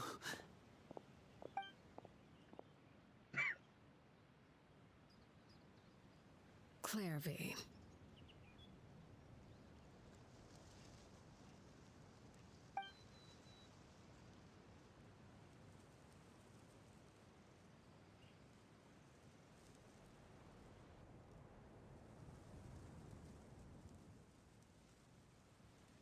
Can we talk now? I've been waiting for a super long time. You really are Perry, aren't you? I haven't seen you in so long. How come you're all grown up? Wait, did I somehow travel to the future on accident? Or am I dreaming? What a long dream. Neither. You died, Clairvy. That's what happened. You could have at least sugarcoated it a little. Look, she's that speechless. Oh. Okay then. Huh? That's it? You accepted it just like that? Yep. If that's what Perry says happened, then I believe her. Perry wouldn't lie to me. Plus, I don't really need to know why I'm like this. I'm more curious about what happens in the future. If you're a harbinger now, Perry, that means Mother is gone, isn't she? Can you tell me about it? I want to know what happened to her. And to me. You never stopped trying to defy fate. At And- first, no one believed you. You could only vent your frustrations to the moon. In fact, you often sought comfort in the night sky. You wanted to see the aurora, so one night we promised each other we would go to Snezhnaya to see it together. Later on, you tried to run away, but you were brought back each time. Mother spared your life, but it wasn't out of kindness. Instead, she decided to make an example of you by slowly torturing you over time. That way, the other children would know what happens to traitors. Still, you never gave up. Mother hoped that through ruthless duel after ruthless duel, she would be able to crown an ultimate victor among the children she raised. But you called on everyone to unite, to fight to a draw in order to reduce casualties. Your efforts may have only delayed the inevitable, but still. You gave them hope. You tried everything you could think of, but every attempt ended in failure. Still, you never turned your sword on Crucibina, and you never turned it on me.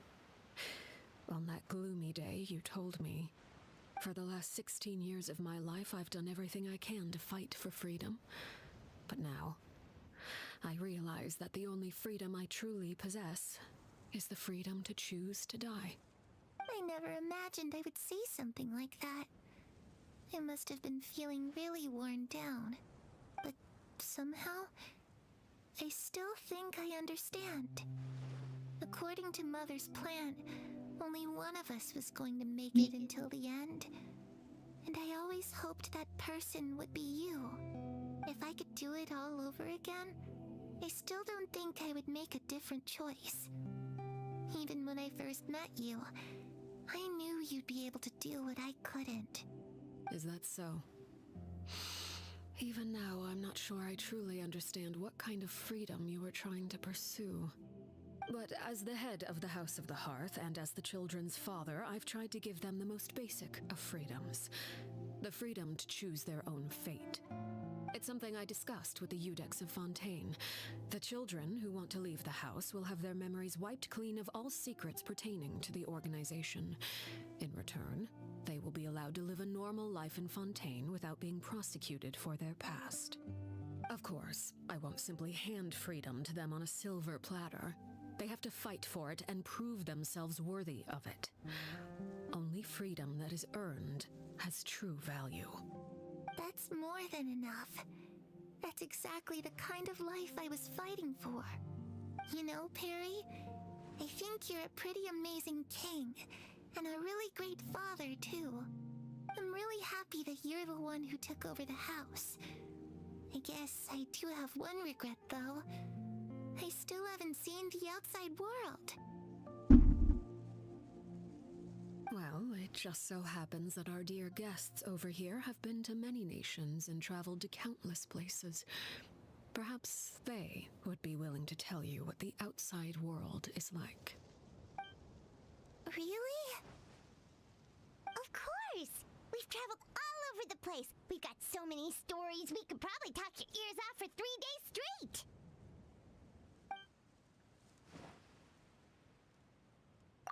You know, I used to dream of being a bard. Playing the lute while singing into the winds of freedom. Even if there was no one there to listen, I would have continued to sing no matter what. Ah, that's where Mora comes from. I never knew that before. If I had some Mora, I would buy 3 new dresses. One for me, one for Perry, and one for Mother. It's just too bad Perry doesn't like wearing dresses. And Mother, well, she probably wouldn't accept something like that either. I guess I'd just have to keep them all for me then. I could wear a different one every day. Hell, man.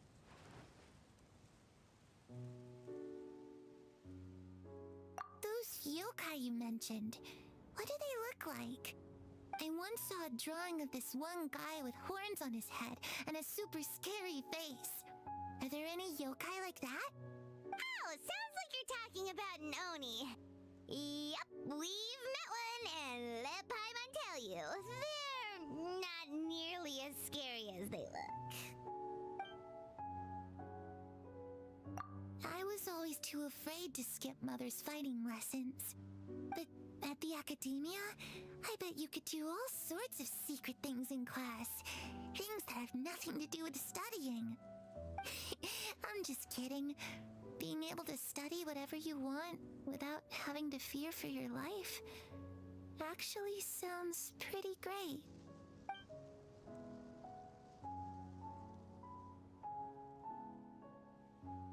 The situation was super dangerous. Lenny and Lynette were accused of committing a crime, and they were going to have to stand trial at the Opera Epicles. Oh no! That must have been hard for all of you. What happened next? Don't worry, we were able to turn the situation around super quickly. All thanks to Detective Paimon, of course. You mean Detective LeMay? Come on, tell me. Okay, so it was like this. After the failed magic show, we rushed to the scene and...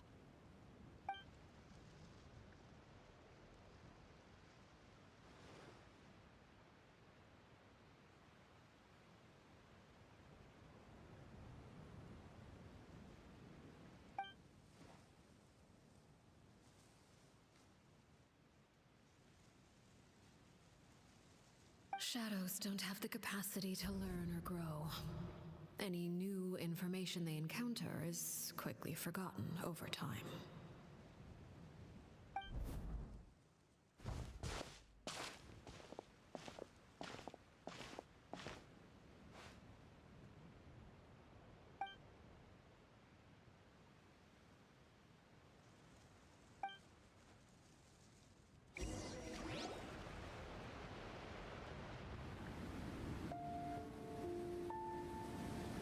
Clairvy, you've worked tirelessly from the shadows to overthrow the House of the Hearth. Now, by my authority as the Knave, I shall announce how this matter ends. You are hereby expelled from the House of the Hearth. You are no longer tied to this place, nor are you bound by its rules. You're saying that I can finally leave? I get to experience the outside world as well?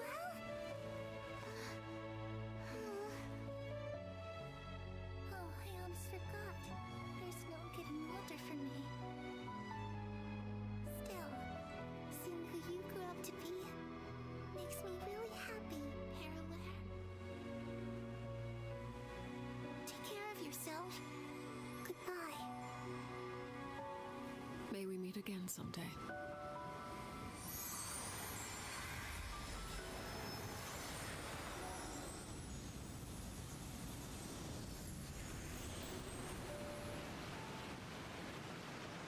Clairvy. She left so soon. Paimon didn't even get to finish her story. I also have certain sentiments left unsaid. I wanted to tell her that the aurora I saw in Snezhnaya was just as beautiful as the ones in the pictures. But a shadow's memories reset at dawn. Had we delayed any longer, we wouldn't have had the time to say goodbye. Whatever regrets may linger, let them be lost to the coming of a new day. Father? It's Linny! Hey, Linny!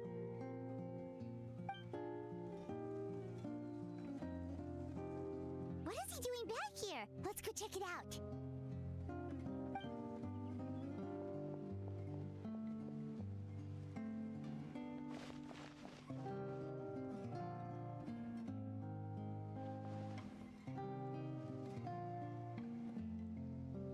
Father, the bottled flames have been administered. Filio and the others have left the house. And you? What have you decided? Thank you for giving us that choice, Father. But we never wanted to leave the house. It's the only home we've ever known. Lynette and Fremine feel the same way.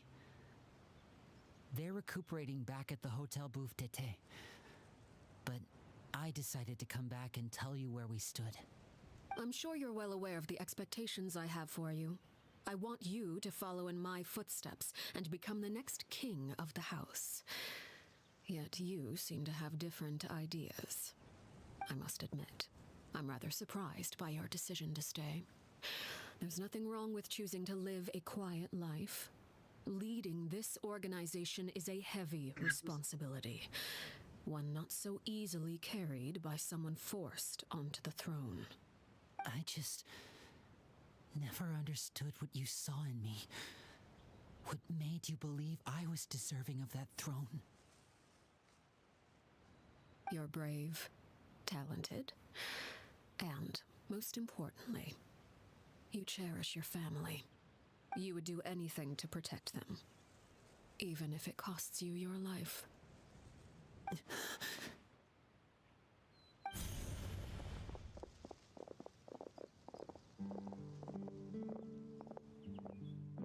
Speaking up back there was so brave of you, Linny.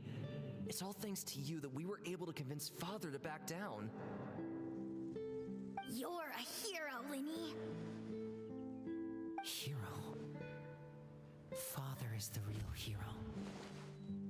Had Father gone all out during the duel, there's no way I would have walked away with my life.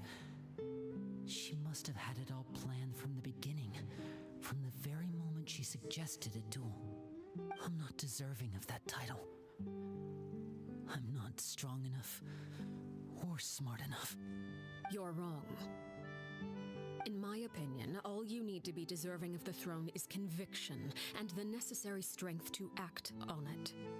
We may have different ideas of what it means to be a family, but you can hardly be said to lack conviction. What you truly lack is strength. For someone of your talent, though, that's something that will come with time. Even without that strength, you still chose to face me in a duel, even though the odds were stacked against you. That capacity to honor your convictions is what I truly see in you. Father. No one knows what the future holds, what tragedy or triumph may be in store. Being at the head of this organization requires the strength of will to face whatever comes. Caution will only hold you back. If reaching a certain standard were required to go after what you want, I would never have succeeded in killing my predecessor. Back then, there was still a considerable gap between our abilities. Strength may decide the ultimate victor, but those who let a lack of strength dictate their decisions or undermine their convictions will never be worthy of the throne. I understand, Father. Thank you. Children must grow up to surpass their parents. Only then can a family continue to flourish. The road ahead is not an easy one, so I'll ask you one last time. Are you certain you want to stay? You've done so much for me, Father, and that kindness must be repaid. Plus, with Project Stuja at hand, there are many dangers ahead, and I, for one, don't intend to back down. Protecting my family at all costs. That's my conviction. Then you're welcome to stay. As for Project Stuja, you need not be too concerned. If those cowardly businessmen and heartless dignitaries try to take us down, I'm prepared to teach them a lesson. Oh, Having shit. members who longed for the light was our organization's last weakness. With those members no longer among our ranks, the House of the Hearth is like a spider hiding in the shadows. We need only wait for our prey to come to us. At present, our imperative is to use their plan to our advantage. In doing so, a crimson moon shall rise amid the frigid blizzards of winter. No demonstration of loyalty shall go unrewarded, and no sacrifice shall be in vain. As for the two of you, whether we meet again as friend or foe, I'll remember the camaraderie we shared in this moment. No matter how arduous the journey ahead, I hope we both reach our desired destination. Damn. Now we gotta wait 2 days. Oh,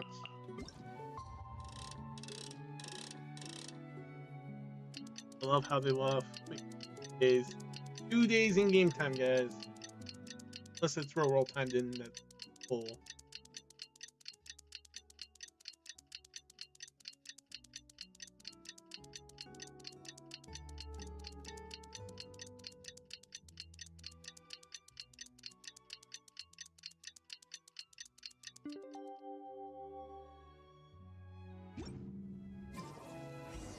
Didn't Winnie say that Lynette and Fremine were recovering at the Hotel Buffet? Oh, Paimon wonders how they're doing. Maybe we should go check on them.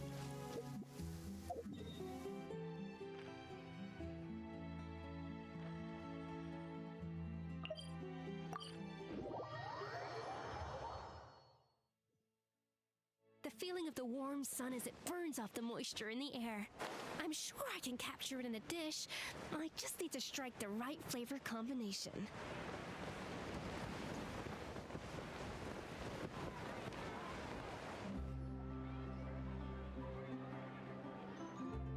Lynette, Fremine, how are you feeling? Much better. Whew, what a relief. What about you? Are you feeling all right? I knew you'd come out unscathed. Us, on the other hand, well, we've been bedridden for 2 days.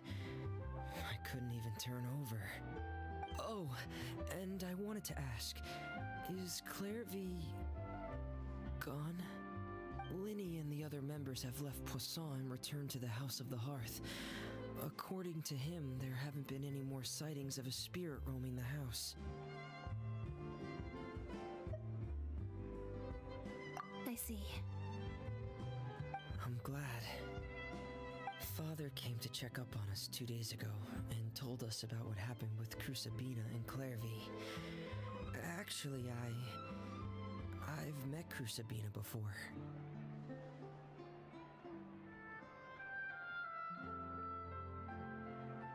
Wait, what? You've met the former knave?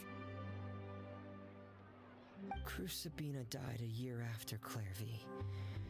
It was during the year between their deaths that I joined the House of the Hearth. Crusabina had an extremely cruel and radical way of doing things.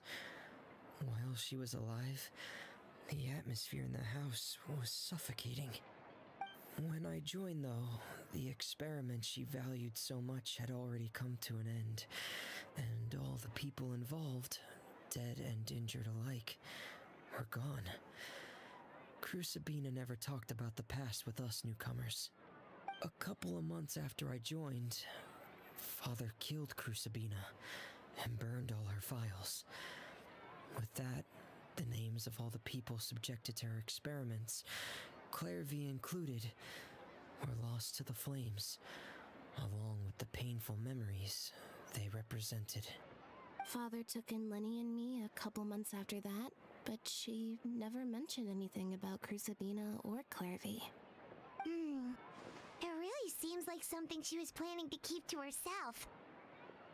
The last time you talked to afterward, did she mention why she kept it a secret for so long? She said she didn't want us to be affected by the darkness of the past. She was worried we'd develop a false sense of gratitude towards her if we knew about it.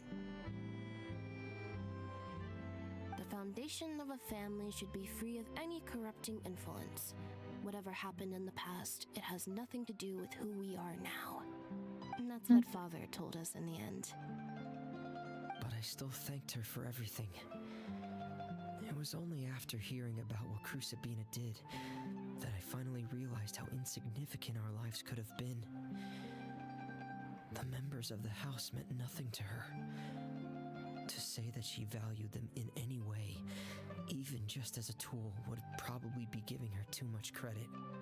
If Father hadn't taken over the House of the Hearth, I probably would have already... Father rarely brings up the fact that she saved us. She doesn't believe that being indebted to her should be what ties us together.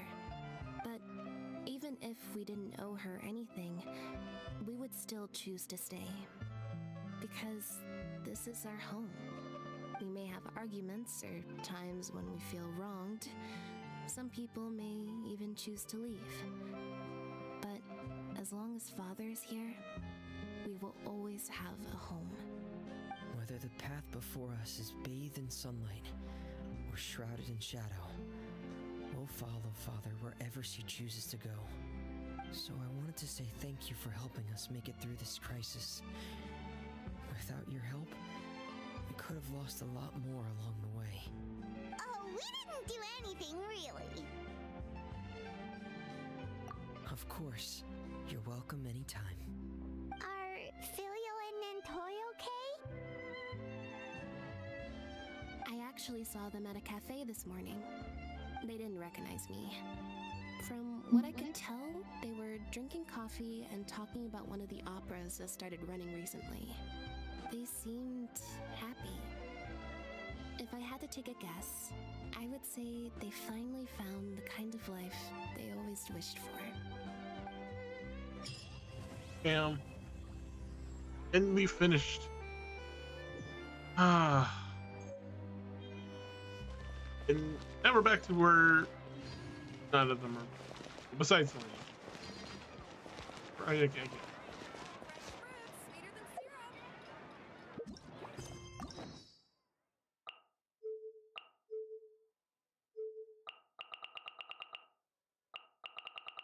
All these other story quests to do.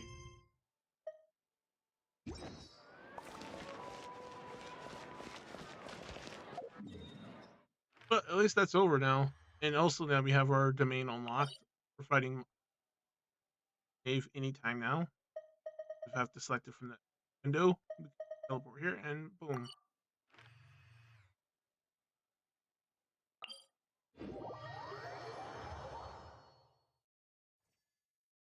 And this event will be done here in a few days. Oh, 3 hours and 44 minutes to go. On. Today is the last day, guys.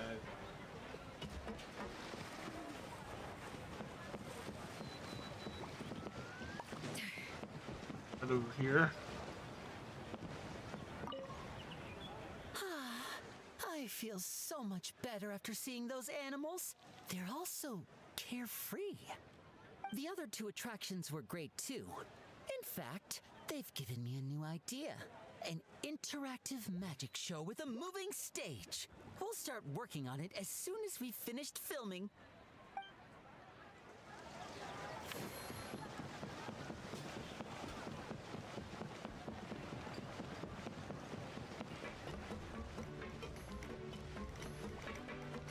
Yeah. She's not being voiced at this part, sadly. Her voice line was never recorded. But we can imagine what it will sound like. Well then, guys, that will wrap it up for today. Always, I do thank you all for joining and watching. Here, we're up. Don't forget to like, comment, and subscribe, okay? And I do appreciate you all joining. I want to thank you all for watching, and I hope you have a good day and night. Those who watch the after stream, it's on YouTube all the time. Twitch. It will be there for a short time before it is deleted. So if you want to watch it all unfold again, come to my YouTube channel, NifesKnightZero. Links in the description panel. I already linked it on Twitter, so I hope to see you guys back here again next time I stream. Until then, take good care. Thank you for watching, yeah.